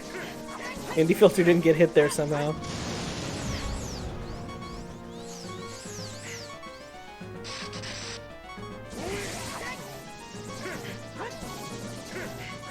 Oof. That's a rough death, too, because you get to watch Link just being electrocuted.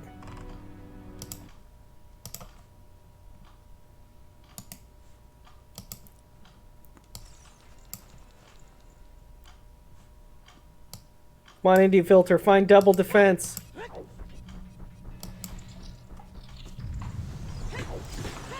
Ooh, he might. Maybe he's gonna go check it out while he's out here.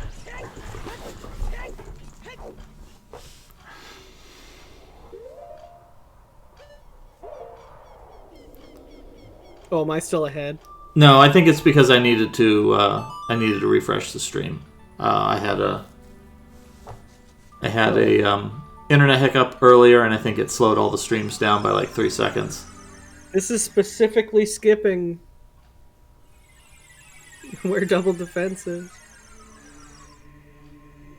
It's not obvious. I thought maybe Snowdozer actually saw the block, and Maurice, you saw it earlier. I'm sure Indie Filter's also seen it.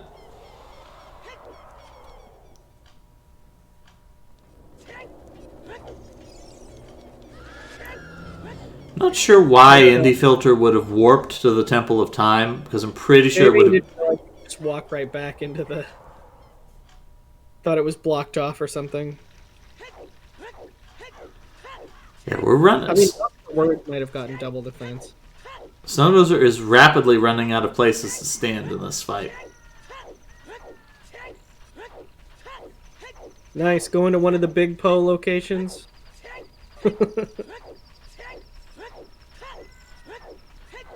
Indie Filter came over here before. There's, I think maybe like there's just he remembers a fairy fountain over here.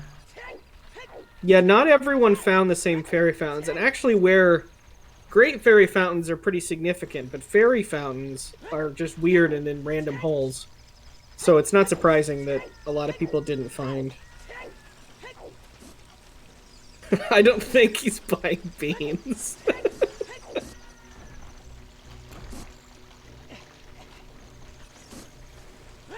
Yeah, buying all the beans, that's another good side quest, that you buy all of the beans and plant all of the beanstalks. Yeah, so on that log right there is where the frogs are, but you have to be a child. Yep. Frogs live that long.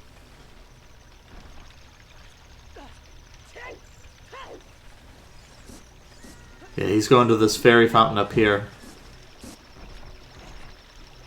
This is the fairy fountain he knows, and he's going to stick with it. No, I actually think going to the Great Fairy Fountain to refill your magic was a pretty good move. We didn't know what you were doing at first. Oh,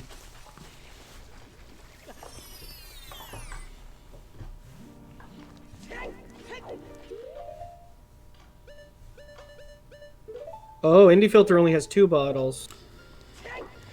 Yeah, we spoiled the bottle locations, and we were a little surprised because at the beginning of the I think it was the beginning of the Water Temple segment, Indie Filter just ran off in some random direction, and we couldn't figure out where they were going. And it was weird because the pace spin told them where to get some bottles, and we figured that well, if they were gonna like get something, might as well go to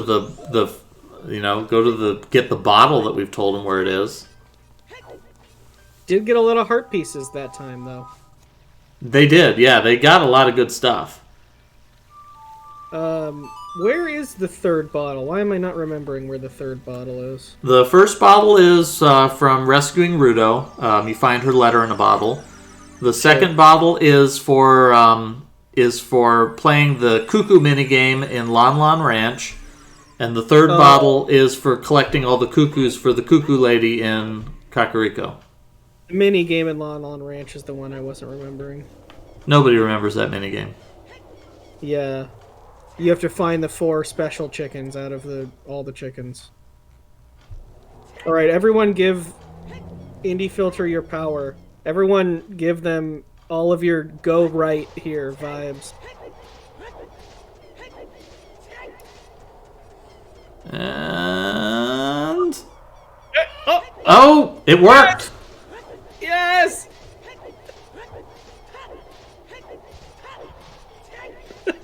We did it! And they were thinking about it, too. I know. They almost didn't. It's because we all thought so hard.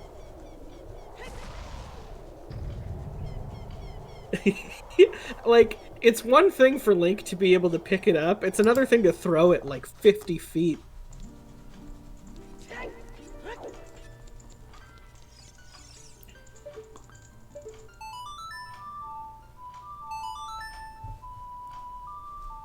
This is going to be a huge advantage, I think. Yeah, I mean, double health. Yeah. So they have 13 heart containers, so they'll get the effect of 13 more heart containers. So 13 times 4 is 52. This is like picking up 52 pieces of heart all at once. When you say it like that, that's more than there are even in the game.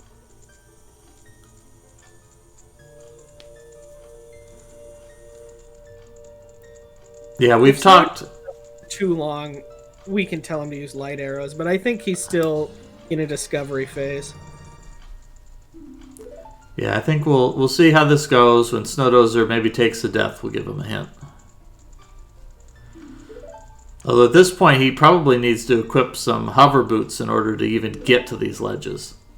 Yeah, this whole fight, I think is a bit easier if you have hover boots on. It's like you don't end up accidentally falling as often because you have a chance to get back. There we go.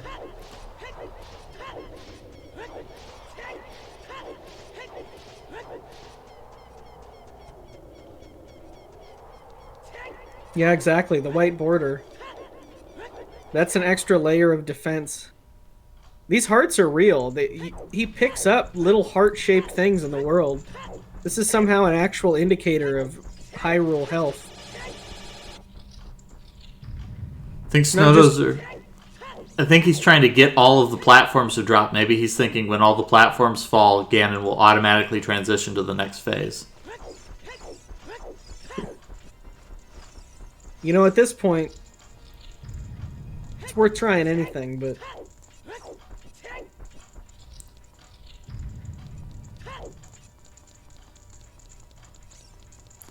There we go. Snowdozer has beaten the game.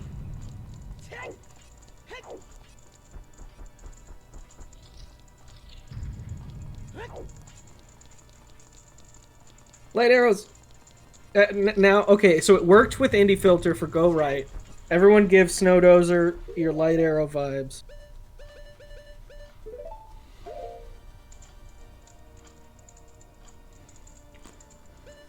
Yeah, this is really weird. I feel like if they remade this in modern times, they would make these platforms respawn. I'm not even sure what the point of it is. It's not really any harder to do this fight. Okay.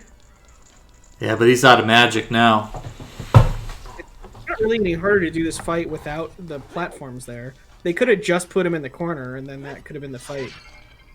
I guess it makes it more dramatic that he can destroy his own castle just to fight you.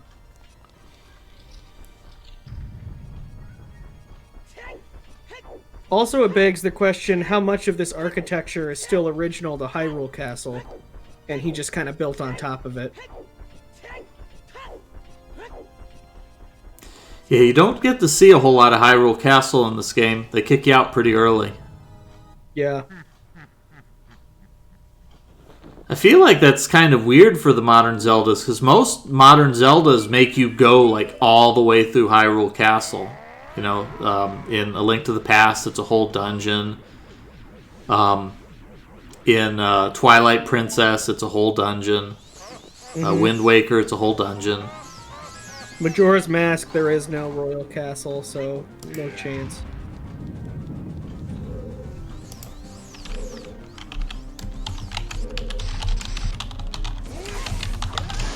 Yeah, I gotta play those DS ones. I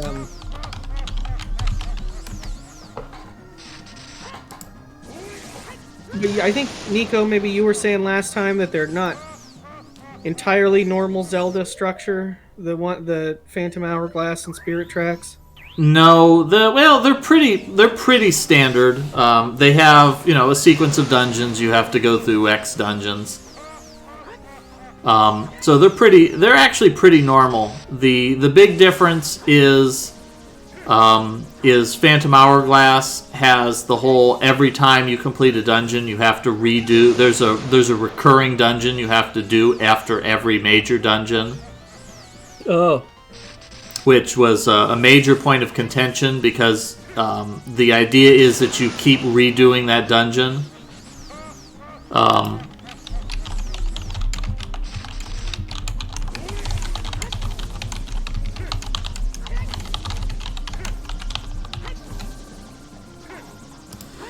It's a major point of contention. You have to keep redoing the dungeon, and the idea is that each time you have more items, so you can take a different path through it. So it's Some people liked it. Some people thought it was dumb. Oh. How much damage do light arrows do? Light arrows do the same as a Master Sword, so that's only 2 Master Sword hits. Probably not the best strategy.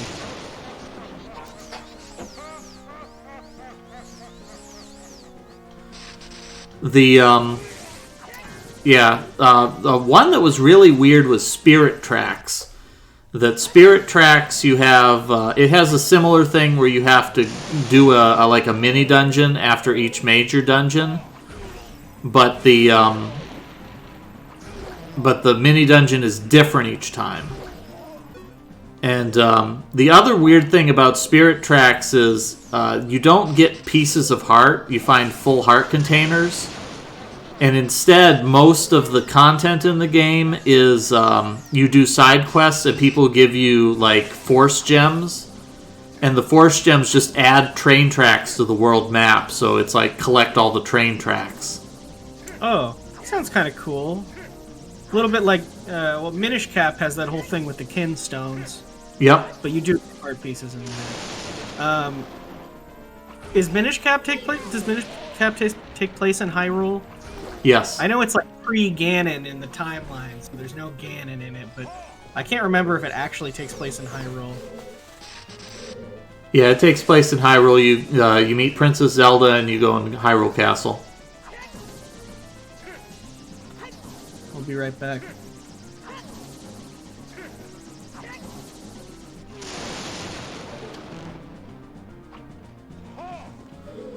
Uh-oh, Indie Filter is out of magic.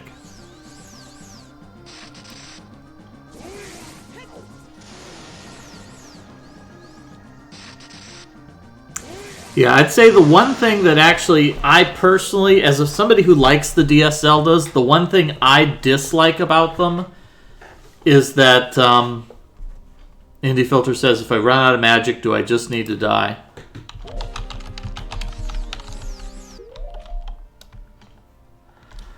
Poor guy. Yeah, he's actually at a point where it might benefit him to buy a couple of blue potions, although I don't actually think you can buy blue potions without doing the side quest.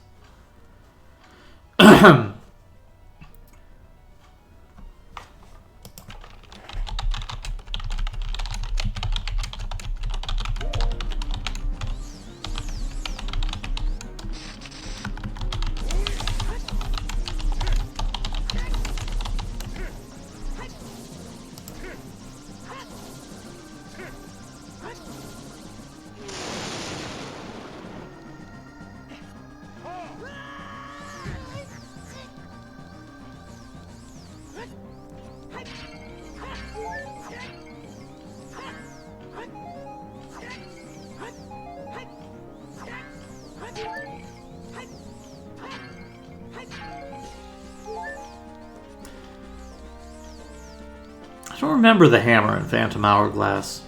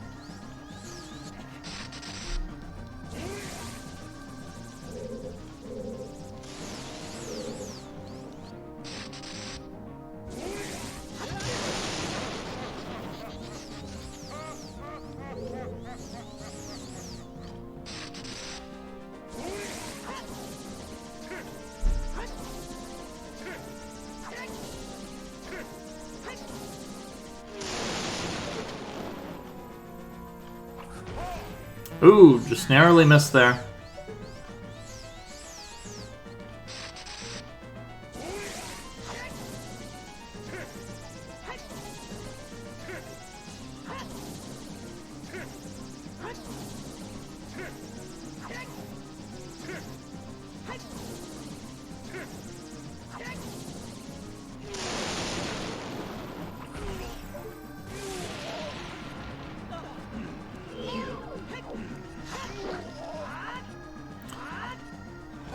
This is something we've been seeing a lot from Indie Filter, that trying to line up for the jump slashes, but winds up spending so much time lining up the jump slashes and then missing the jump slash that would have dealt twice as much damage if they'd just gone for the regular attacks.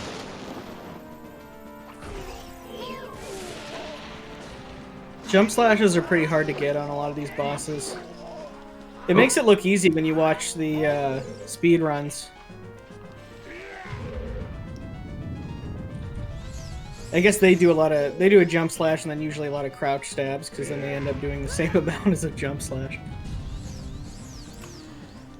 Ganon apparently felt like Indie Filter was not respecting his personal distance.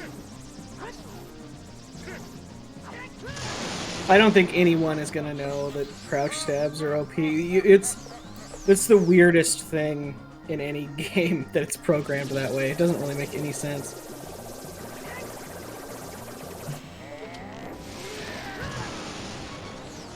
Yeah, Indie Filter thought to shoot him with a light arrow when he did that too. I didn't. I just never thought of that. Thought you just had to wait until he volleyed the next time.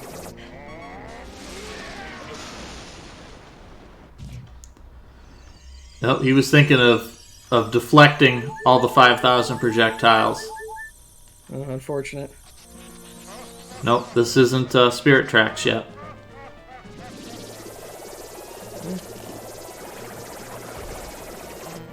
Oh no, you shoot Ganondorf, not the ball.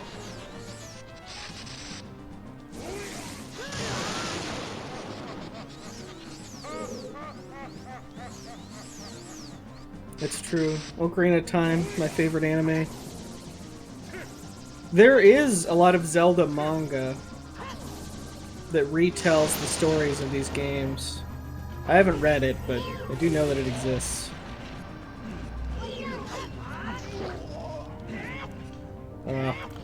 I thought... Ooh, this might be it. Does Indie Filter have enough for one more?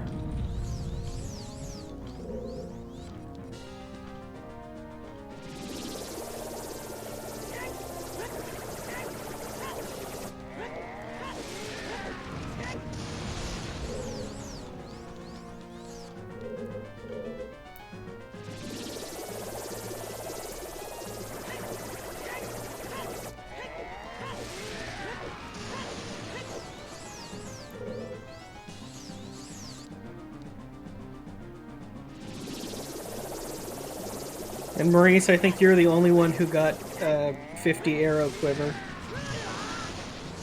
Yeah, Maurice found all of the upgrades, I think, except for Deku Sticks and Deku Nuts. He may have missed some of those. Yeah, you just buy those from random Deku Scrubs and holes. The one of them is from Deku Strub. One of them is from doing the underground theater, where you have to show off all your cool masks. Oh, yeah.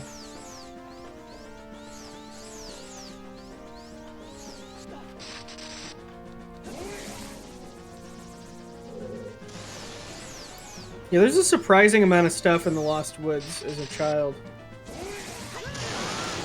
Maurice even found the one where you have to shoot the random target. Nice, Snow Dozer. It's a single volley and was already on the... Nope, that's it. I think Indy's done. Is that just a loss? That's a loss. I don't think there's any way to keep doing this. Jeez.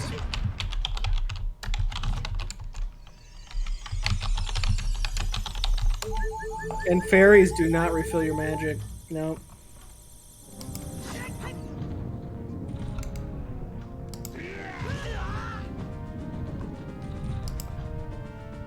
A save and quit would probably be faster than this, but...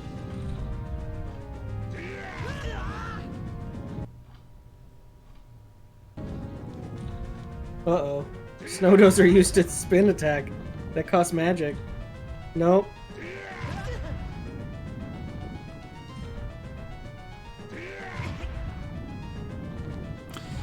Oh, interesting. So this does say that when he does the super attack where he shoots 5 balls, you can spin attack and knock them all back at him. Oh.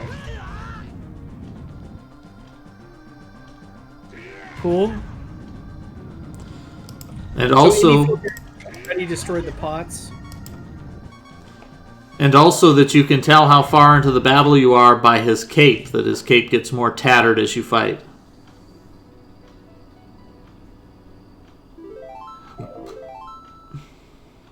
No, Indy wouldn't win because you still need to use the light arrows.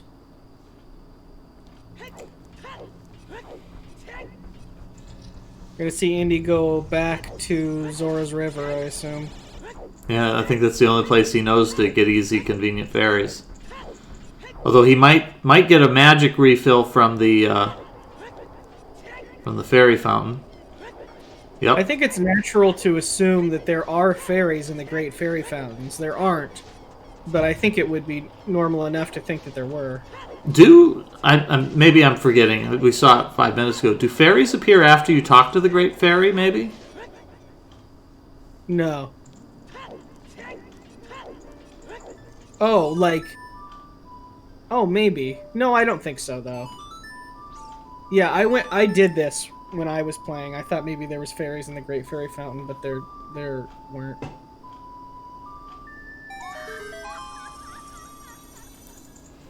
I guess I didn't talk to the fairy, though. Maybe they do. Let me see.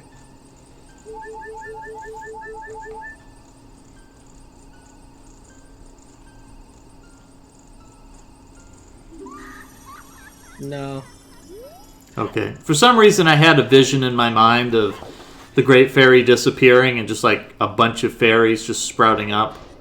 I mean, it seems normal to me, too, now that you say that. Majora's Mask also has the fairy fountains, and they work a little differently, so I don't... It's easy if you've been seeing that.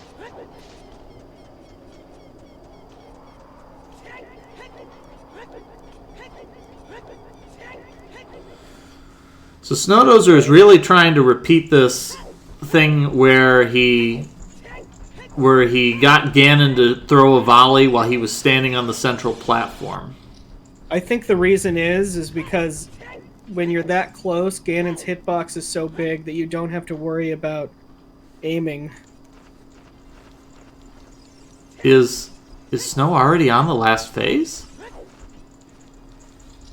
Yeah, he's been here a while. So I hate that little thing where if you're right on the edge of the climbable surface, you'll start to climb and they'll be like, oh, you're not on the surface anymore, and you'll fall, and Link will just keep doing that.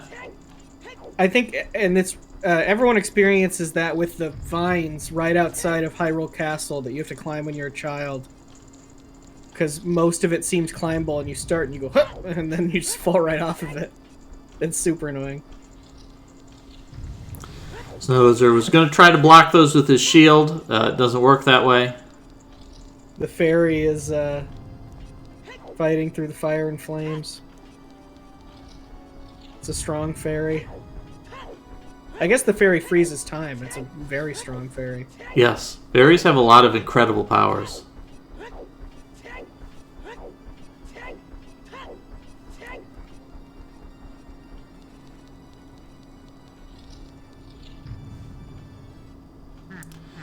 Now, luckily, we've seen that the vulnerability period after Ganon gets hit by the volley, it's pretty long, actually, to the point where after, like, it looks like he shrugged off the magic, we saw Indie Filter hit him late, and it still counted.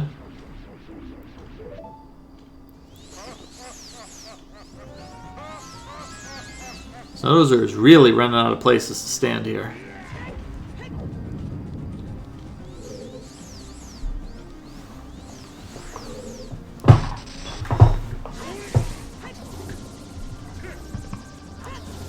But we're so close. These players are right here at the end of the fight.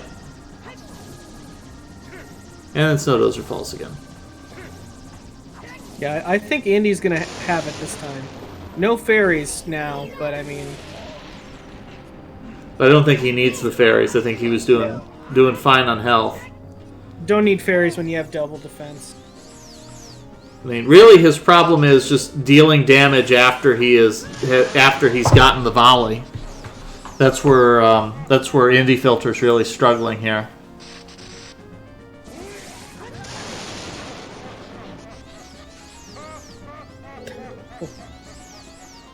Snow Dozer accidentally hit one of those back when recovering last time. Yep. So he probably thinks that he can.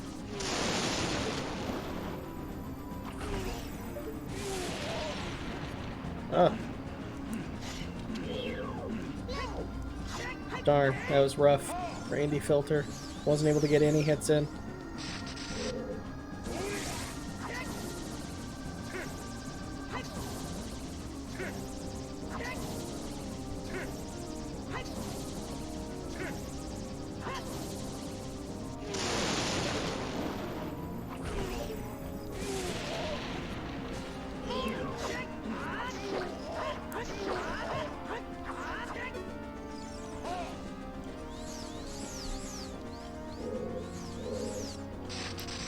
That was such a long volley for Snow Dozer. Oh no! Got a single hit in. That's rough.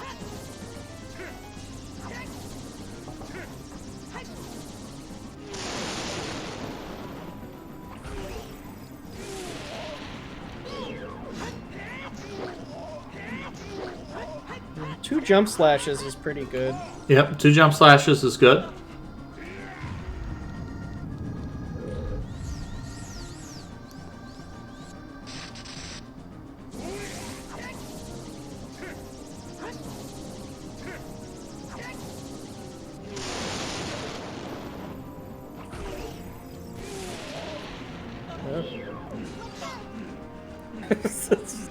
It's the second time that's happened. It's rough. Yeah, it's another annoying one when you're standing on a ledge, you pull out your sword, and the sword causes you to step back and fall off.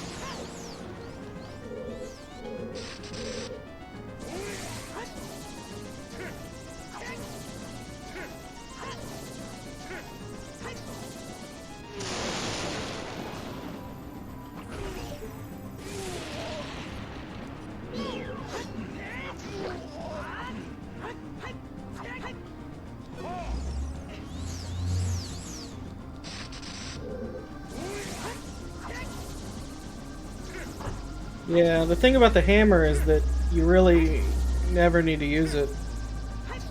Just in the Volvagia fight and in a couple places in the Fire Temple.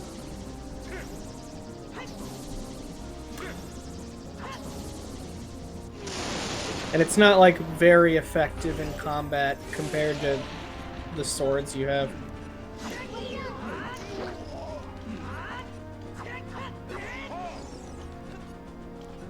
Unlike something like the Ball and Chain in Twilight Princess, which is actually pretty strong.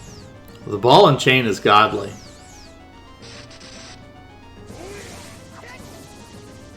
It's been a very long time since I played Twilight Princess, though. I don't think I've played it since I was, like, a little kid.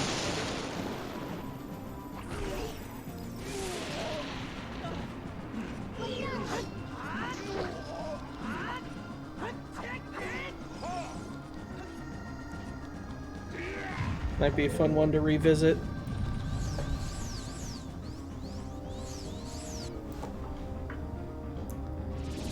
That is true. I think Skyward Sword does as well. No, I don't think you get the double hook shots in Skyward Sword. So those are taking another mid-air death. I don't like Skyward Sword much personally, but No, Skyward Sword has got a lot of questionable things in it.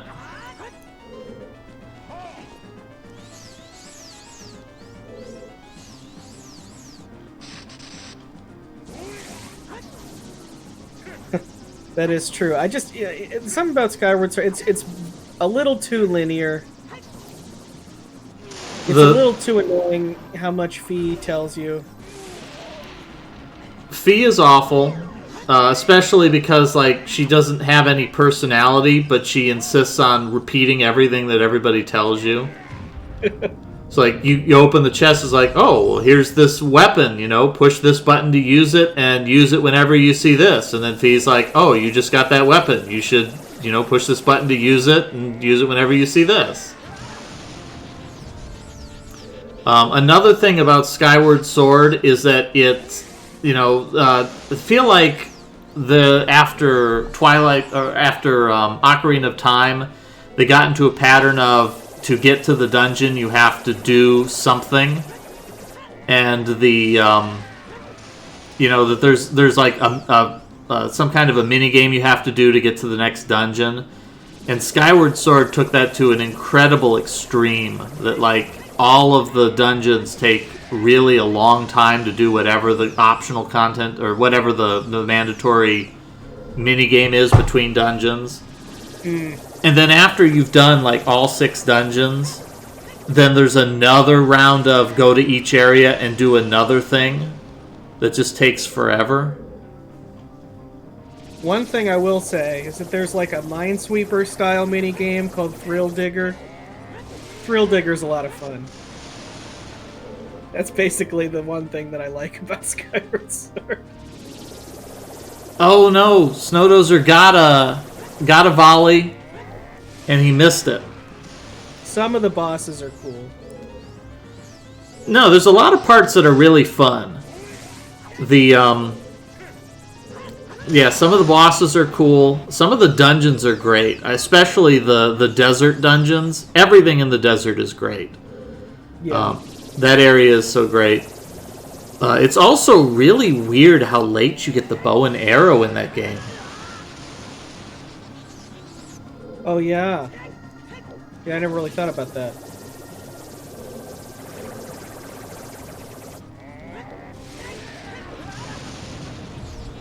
What? That's like super lie.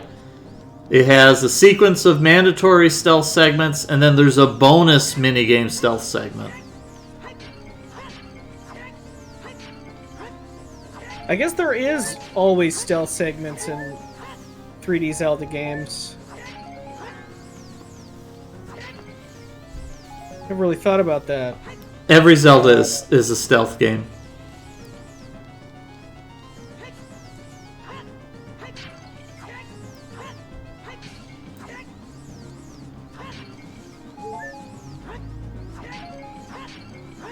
Oh, really? Does she actually say fewer things in Master Mode? Maybe that'll be some quality of life change in the new HD port. You can start the game like that. I think it's mostly because it skips a lot of tutorial stuff. Also, the stamina, I feel like, isn't implemented very well. In a game like Breath of the Wild, it makes a little bit more sense. And Skyward Sword is just kind of weird.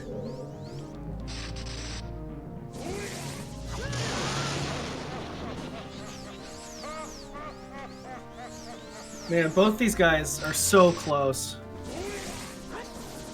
I think when they take a death, I'm gonna throw out the hint to him that, hey, when he's doing his super attack, just shoot him.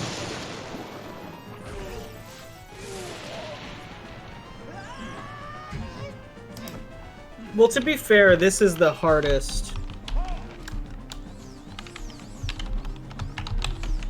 boss in the game, probably. I guess the real hardest boss would be Dark Link, since there's no strategy that works effectively other than Dim Fire. But this is probably the hardest, like, real boss.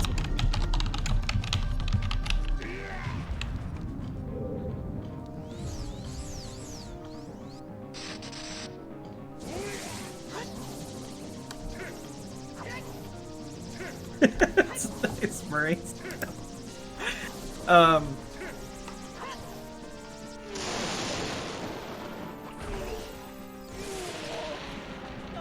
No, indeed, filters. Stop it.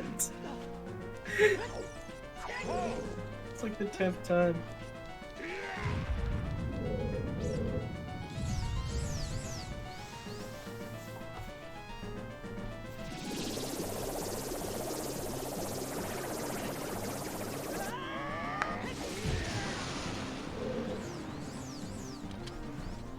There is no freezer, Maurice. There's Frieza.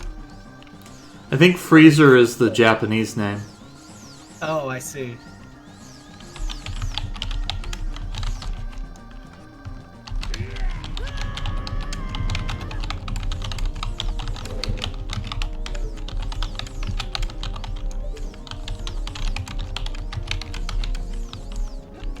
Yeah, we got American dubs of those shows. We gotta see about the Home for Infinite Losers.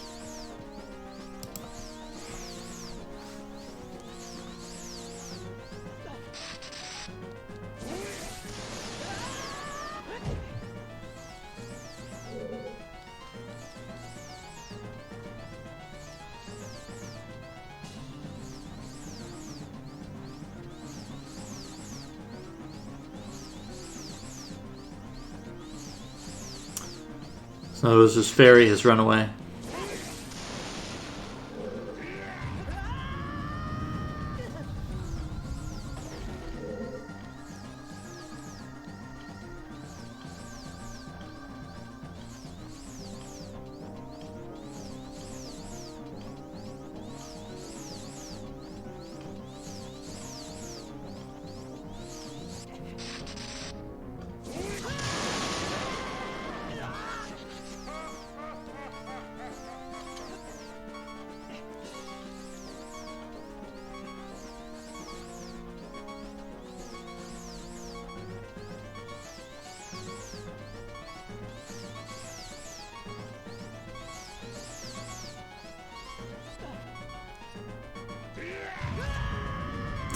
Indie Filter gets up there, it's like, alright Ganon, give me your best. And then Ganon just punches him.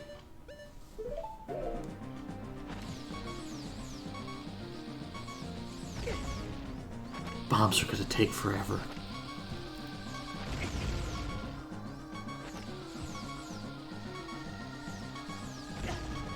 Just save and quit. Just save and quit and reset.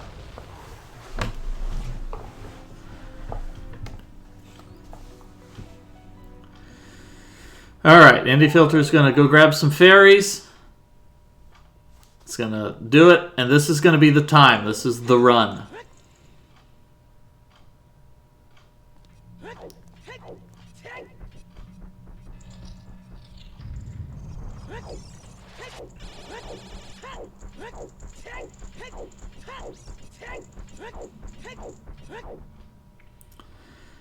What was it? It's another common one that pops up when you watch Zelda randomizers is somebody gets into a scenario where they want to take a death intentionally to death warp to the beginning of a dungeon, but they forget that they have a fairy. So like they come up with this clever thing where they they take a bunch of damage and they have really low health, and then they drop a bomb and they open the chest that they were going to check, and then they die, and then their fairy revives them, and it's like, oh, well, now I don't have a fairy, and I still have to go back to the dungeon.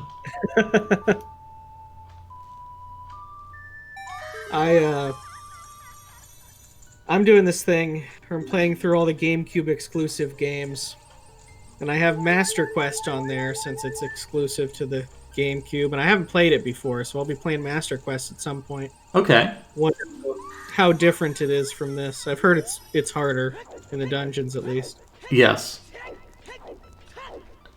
Yeah, I mean, I have to say I don't want to spoil much, but the dungeons are significantly harder, yes.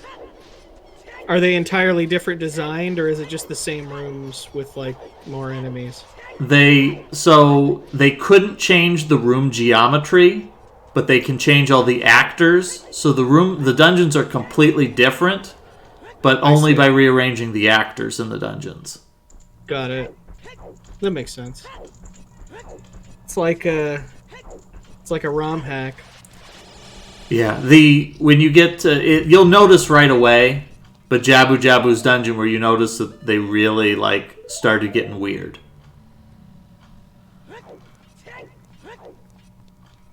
Oh, Indie Filter's gonna put a oh no, they've already used Feor's Wind.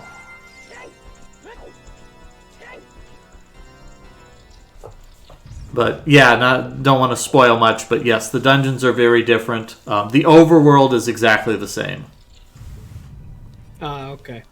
So it's kind of disappointing that it's 50% new game and 50% the game you already know by heart. Yeah. And I want to say, like, they give Ganon double health or something like that on top of it.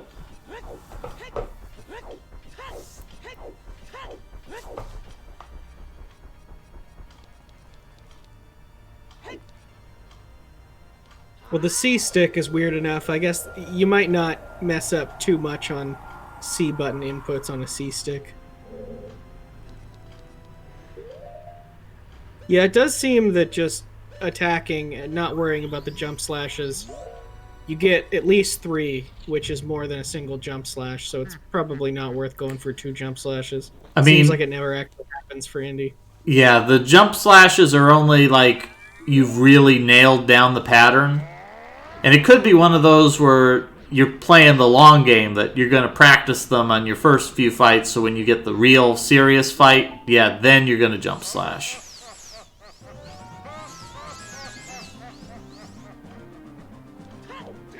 Yes, now Dozer gets 3 good hits there. Yeah, the one thing that both players are really missing is the supernova attack that Ganon does.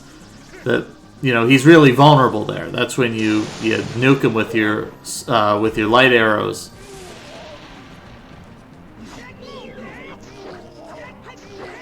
Snowdozer's gotten a lot of damage in.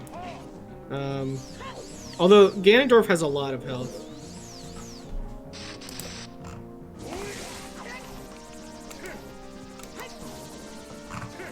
I'm trying to look at the capes. I don't really know exactly what I'm looking for. Oh, that's too bad for Indie Filter there. Yeah, it's a little bit torn up. Let's see, there's one of these that actually tells you how much health he has. Here we go, Strategy Wiki, probably. Oh yeah, there we go. That's real torn up there on the Snowdozer screen now.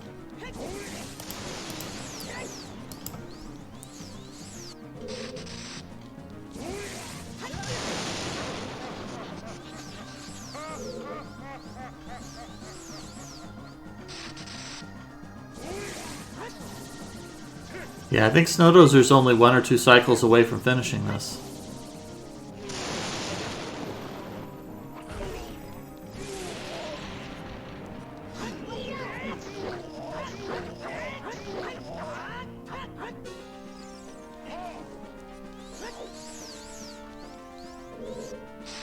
I'd be excited to see the spin attack reflect, but I don't think anyone would organically figure that out, unfortunately. No, but that sounds pretty sweet. Does Snowdozer have fairy? Oh yeah, he collects fairies every time he dies. Oh, okay. Kind of feel like Snowdozer would be further ahead just tanking that hit. Just stand in the corner, just tank it, and just wait for the next cycle.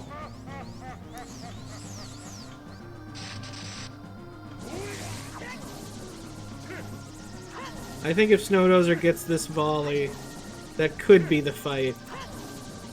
Yep, I think you might be right.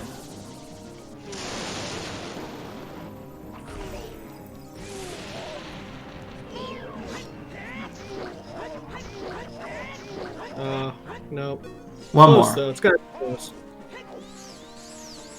Oh, he needs magic. It's coming down here on purpose. Yeah, although I think he actually might not need it. I think he could probably finish it anyway. He doesn't know what's coming. I mean, it's reasonable to assume there'd be a second phase. And there's no reason to think it wouldn't be right now. I think Snowdozer's gotten all these already.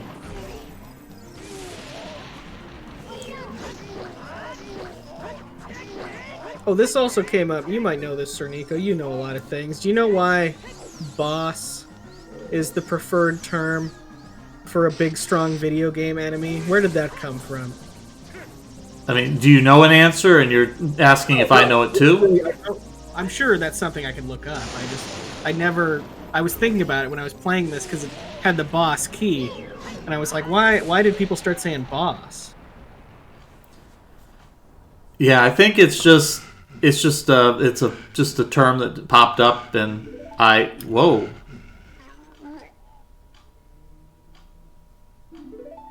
Oh. Oh, photos are reset. Yeah, so they were pointing out that when Snowdozer accidentally pulled out the arrows of light, even though he didn't shoot, it used up some of his magic, and so he was out of magic. Oh. Indy has done it. But no, I don't know that there's any particular reason for it. I mean, like, there's other terms that get used. Like, sometimes we talk about masters. Sometimes we talk about guardians.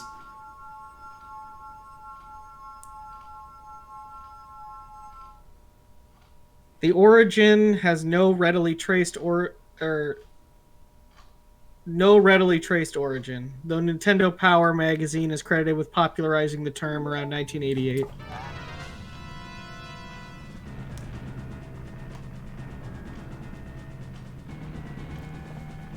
Interesting.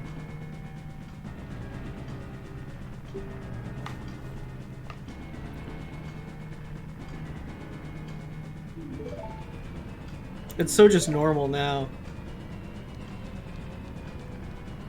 They could have really called him anything, though.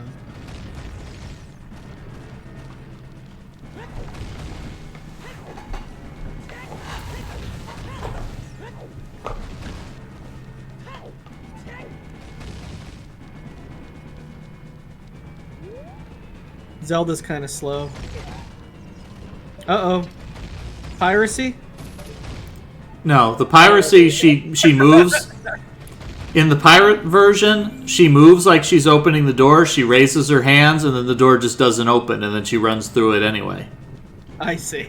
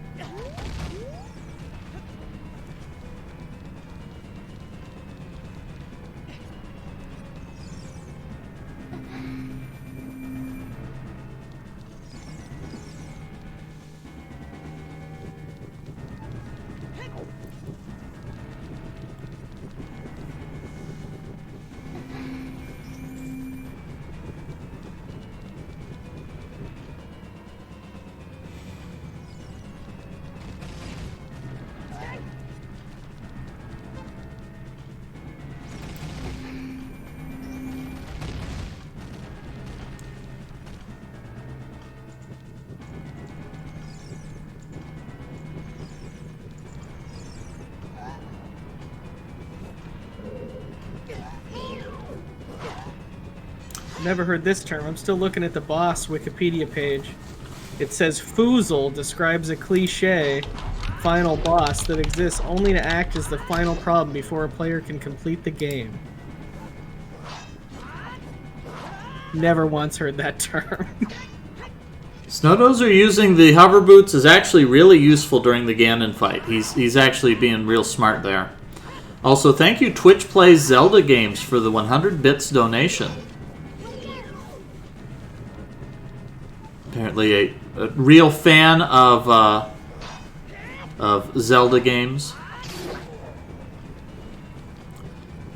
Not sure what happens on this section if you run out of time. I imagine you lose. I was reading a bit about the Final Fantasy VII Remake, another game that has a lot of time segments in it, and it noted that there's like 3 times during the game where you have to run against the timer, and they note all 3 times the timer actually literally does nothing. If you let the timer run out, it still lets you keep going.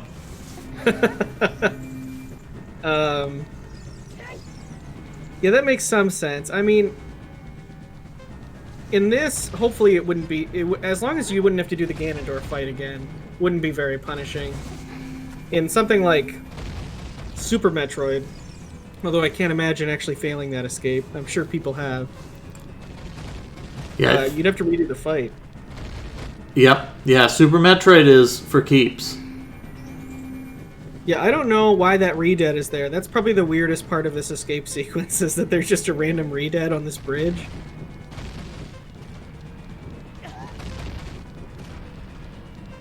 Just to make you feel more tense since you're timed, I guess.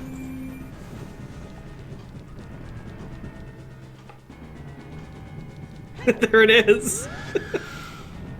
I think this is the final door, though, so even though pretty close on time, still good. Anybody get a kiss? Tried to get one, but I didn't. I don't know. How do you get a kiss?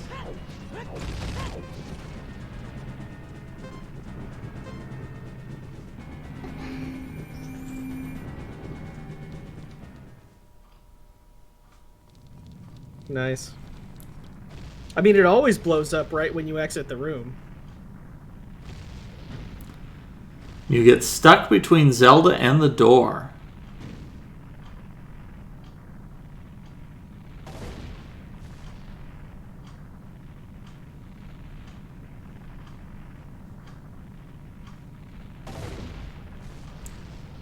Also, this is a very interesting way for a building to collapse. Yeah, this is a very strange, because it just sort of sinks. Yeah. It's like when they actually destroy skyscrapers and they use very specific dynamite. They did say that Ganondorf was collapsing the building himself. So I guess he planned it this way. But it's just perfectly flat, just a couple of small pieces of rubble. Well, in any world where you can have a bottomless void, probably be great for, like, garbage getting rid of. You wouldn't need landfills at all in Mario or Zelda. You just kind of throw stuff down there. That'd be a good, like, meta exploration of Mario. Like, Mario and Luigi make a controlled descent down a bottomless pit to see what's down there and just go, like... Like House of Leaves. Yes, exactly. House of Leaves being an excellent book that everybody should read. For sure. Not really the easiest read, but it's a good one.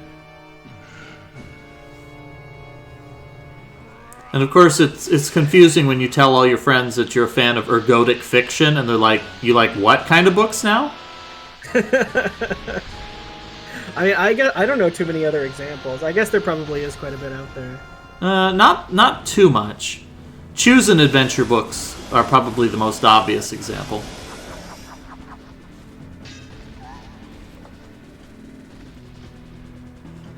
Yeah, I feel like this second Ganon fight, the volleyball section is much more lenient than the Phantom Ganon fight.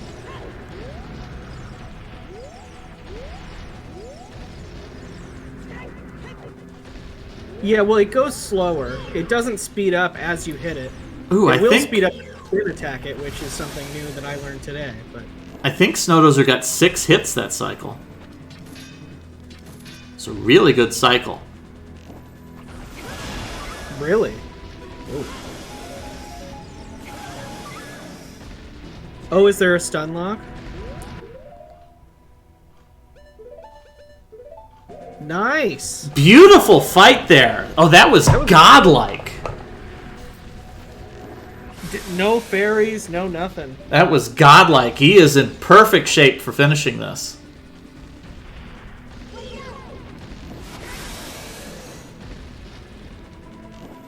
Although it does need to be said that frame perfect in this game is more lenient than what you would typically see as frame perfect. Yeah, I mean, is it really frame perfect? Because I feel like as long as you have the sword hitbox in him, that it's good.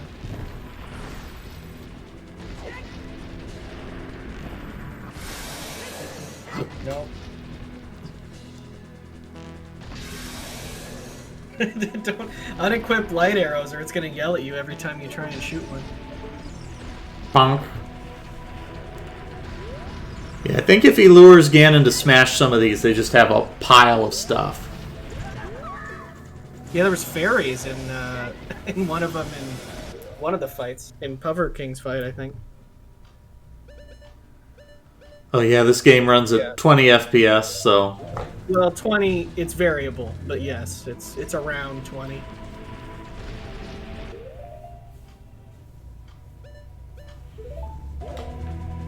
Well, that's the thing. I don't think that if this game ran at 60 FPS, RTA runs would look like how they do. Because it's kind of insane the type of tricks that you need in this game compared to other ones. Especially nowadays with SRM. You can't even... I thought that if I watched 100% run, I would still mostly be able to keep up what was going on if I didn't like know the exact route, because you still have to get everything from its original source. But it's just, at this point, it's impossible to keep up with what's going on if someone's not actively exploring it. Yeah, well, plus there's some runs which aren't from their original source. Some of the runs, they do like tricks where they trick the game into thinking they're in a different room than they actually are. And so they get a piece of heart, but then the game considers it a different piece of heart. Yeah, well, in 100%, it looks like what they do now is they just, like, get all the stuff they need, and then they actually go get the same stuff from its original source. So they have the ability to use all the stuff. They just don't have it yet, technically.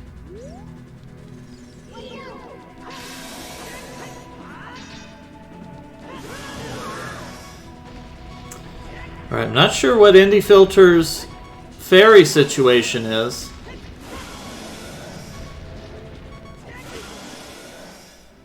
Oop, takes a death. Nope, that's a game over. They're gonna have to redo the... They're gonna have to redo the escape, but at least they don't have to redo the fight with Ganondorf. Yeah, this isn't so bad. And the game is generous enough to give them a refill on life and magic instead of starting them at 3 hearts like it is sometimes wont to do.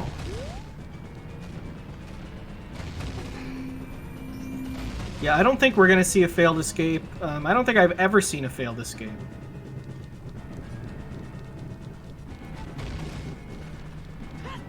It's just not that hard.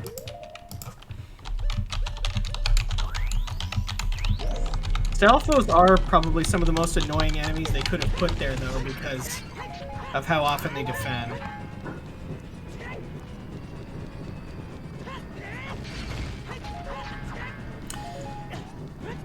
So according to this, according to Game FAQs, what happens if you don't make it out of Ganon's castle in time? They'd love to know. The accepted answer is the game starts you back at the top of the tower and you lose 1 heart. So it's basically like a void out. That's kind of funny.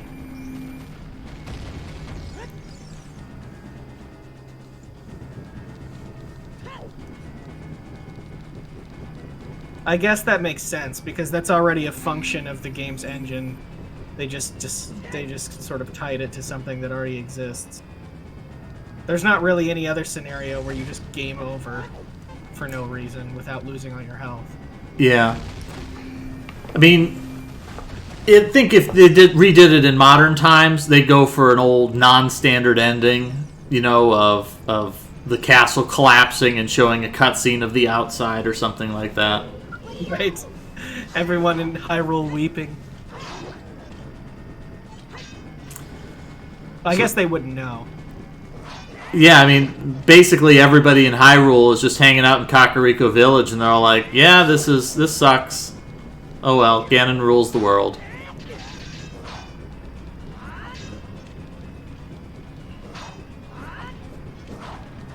Do you game over in hot rooms, or do you just white out? You just white out and you start over.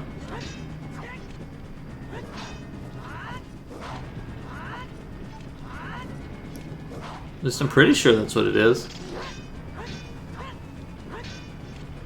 Indie Filter having a lot of trouble here, going for a lot of these jump slashes, and they're not connecting.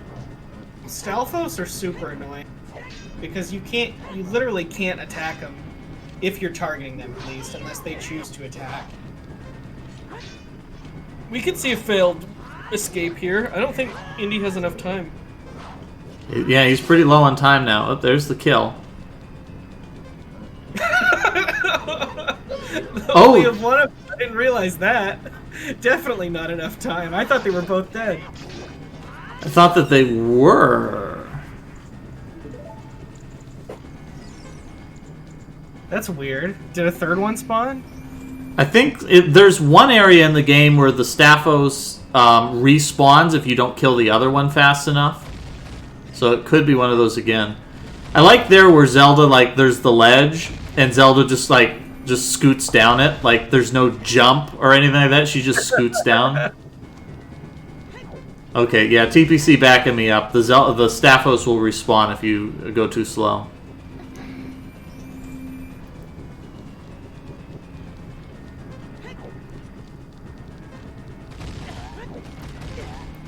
Yeah, the other thing is if you take damage, Zelda stops moving, so taking damage actually slows you down. I think he might be too far from Zelda. Zelda's up there like, hey Link, where'd you go? No. Now we get to see it. Oh, nope. You don't lose one heart. Oh, it just refills it.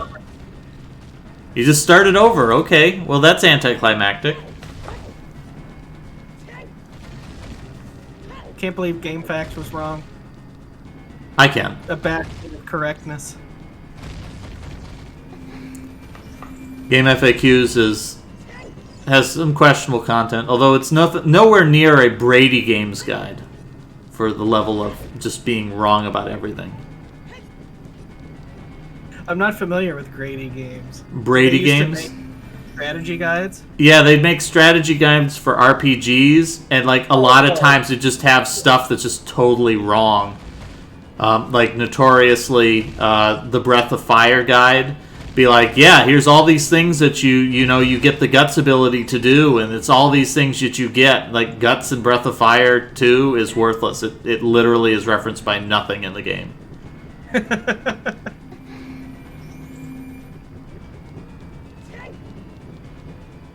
I might have a Brady Games. Most of them that I had when I was young were Prima. Or maybe Prima Games was another questionable one. Yeah, but the relationship meter in Breath of Fire could just be for fun. I mean, it's interesting at least. But Guts in theory was supposed to do something because you could, you can get items that increase it.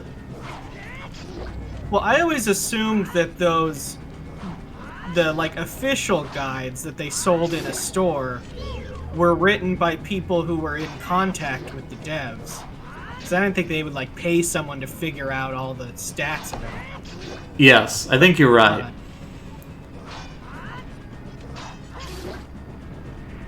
See, that was way better.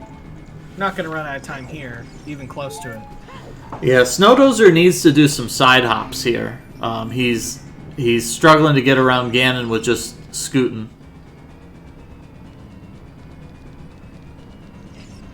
I had Breath of Fire 2 when I was younger. Yep, Breath of Fire 2 is a good game. Alright, getting out the bombs. He noticed that one of these statues dropped a crap ton of bombs, and so he's probably thinking, oh, well, this was probably hinting me to do something. But it wasn't. Ganondorf is a person, and Ganon is the incarnation of evil that plagues this world and has brought himself into existence through Ganondorf. Yeah, so in the original Legend of Zelda, it was Ganon. And Ganon was a pig. And then this is the first game where we see Ganon, or the Link to the Past was the first game where it was where you heard about a Ganondorf, and it was, the Ganondorf was the thief who wanted to have the golden power because he was greedy, and he became Ganon because because the Triforce transformed him. Ganondorf doesn't appear in that game, though. Yeah, he never appears. It just tells the backstory, and then this is the game where it's like, oh, well, or Link to the Past was telling you all about this. Well, this is the game that actually reveals it. Because in the opening cinematic for Link to the Past, they're like, oh, well, there were 7 sages who sealed away Ganon. And so this game, it's, oh, well, you're looking for 7 sages.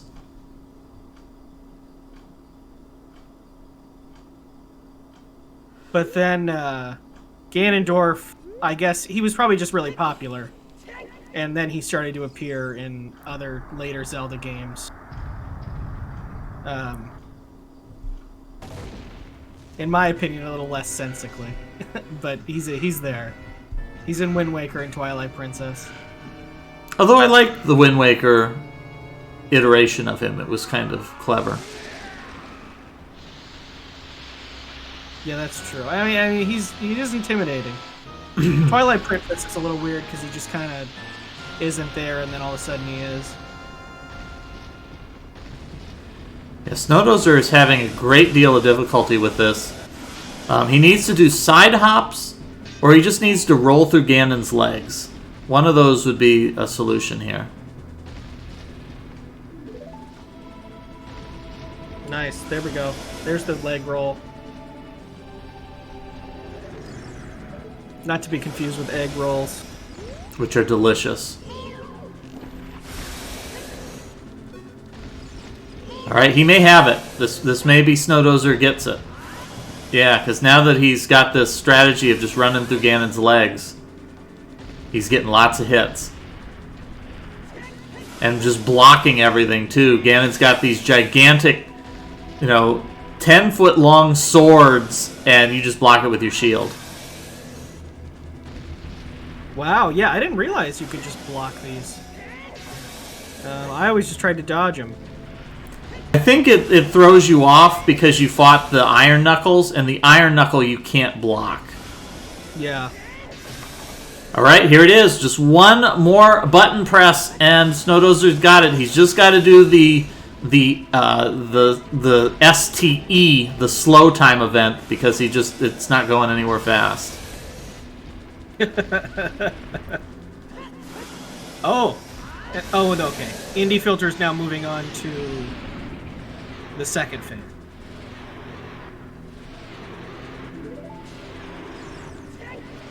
Chose to do that first phase with the hammer. Perfectly reasonable. Seemed to work pretty well.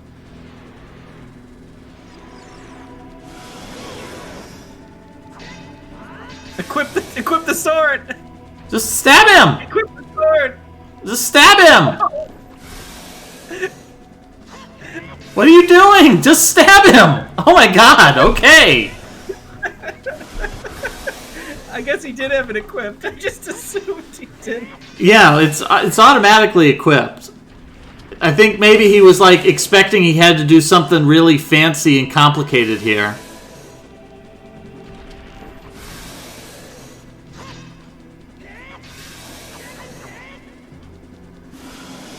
Oh, did it say grab? Oh, I gotta pay attention to see if it says grab. Funny. Yeah, it did. Alright, here we go. And Indie Filter getting it within seconds here. Who would have thought that this race would be so close after so long? Infernal Translator asking, can you just use the Big Goron sword?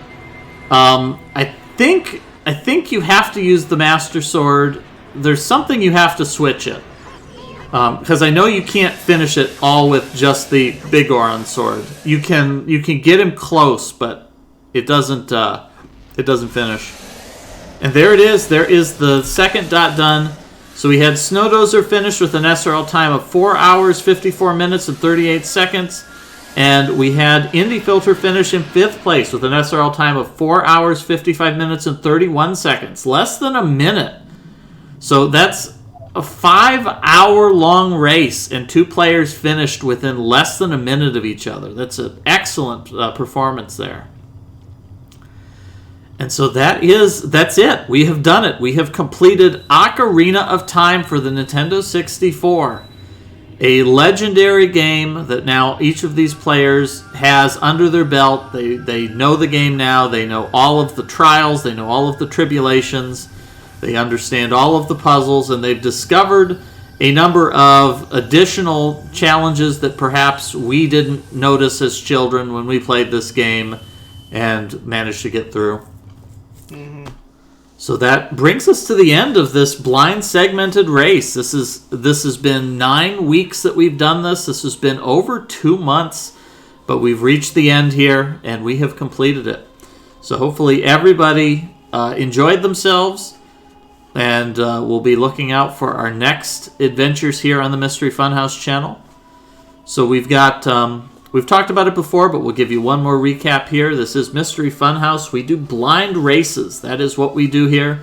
So if you tune into this content, anticipate seeing a lot of people play games that they've never played before, and with varying degrees of help. Normally we give players these games. We give them a pace spin that just gives them some basic instructions on how to play. And then we turn them loose, and we see what they come up with. And we see we sometimes see some very unusual and interesting strategies when that happens. I know we've seen a couple of players here get confused over some things that perhaps didn't seem that odd to us. But it's always fun seeing how players who don't know what they're doing, how they come up with alternate strategies, or they interpret clues differently. So we've got other things going on this channel. We have our weekly blind each week at about 2 p.m. Eastern on Saturday, in which we select a game for our players to play, and everybody joins in. That's a community race open to everybody. If you show up a little bit before 2 p.m., we will provide you with everything you need to play. We will provide you a copy of the game to play. We will provide you some instructions to play. We'll give you some help setting it up if you're not used to emulating games, since most of what we do is either PC freeware or emulated console games. Also, every Saturday, I'm told about 7 p.m. EST is the new time. We do a mystery game show, which is it's a different sort of format that people will play blind games or games under unusual conditions. And that's tied towards earning points in a game show format. Then we've been doing these blind segmented races. We will not have one next week, but we will do one the week after. And I think we're going to start up on Star Tropics for the NES. So hopefully we'll get a new crop of blind racers to play through, who will be able to experience that beautiful Zelda-like adventure game set in the Pacific Ocean, in the Pacific Islands. And then we have just various other activities. We have tournaments, including the Heavy Troopa or the Giant Troopa tournament, which is coming up soon, which is randomly selected games out of everything in the Giant Bomb game database. So that could be everything. We could have RPGs, we could have sports games, we can have obscure Japanese titles that nobody's played before, Flash games, we've seen point-and-click adventures. So that'll be a lot of fun, and those races will be popping up during the week at various times when players are available. Excuse me. All right, this is about all the talking I can do for a day. Thank you for joining me, Internet Dirigible. Of course, yeah. So let's go ahead. Need to find somebody to raid. Let's find a raid target. What do we got going on? See some Bowser's Fury. Some Mario 64. Let's see what else we've got. Skyward Sword. Do you have any suggestions for a raid target here? No, I'm not sure. Late Sunday, you don't tend to find a lot of people. We've got some stuff. I'm just trying to think. Let's go ahead and jump on. Maurice did do the Gerudo archery. Did both. Did 10,000 and 1,500. Yeah, let's go ahead. Let's go raid RPG Limit Break. They're doing a Final Fantasy randomizer. Some very different content from here, but I think that'll go ahead and be fun for now. So let's go ahead and raid them. Thank you, everybody, for joining us. Thank you, everybody, for joining us tonight. We will have some more exciting content coming to you in the coming weeks, including we will be returning to the blind segmented runs in 2 weeks from now with Star Tropics. So I hope you'll join us for that.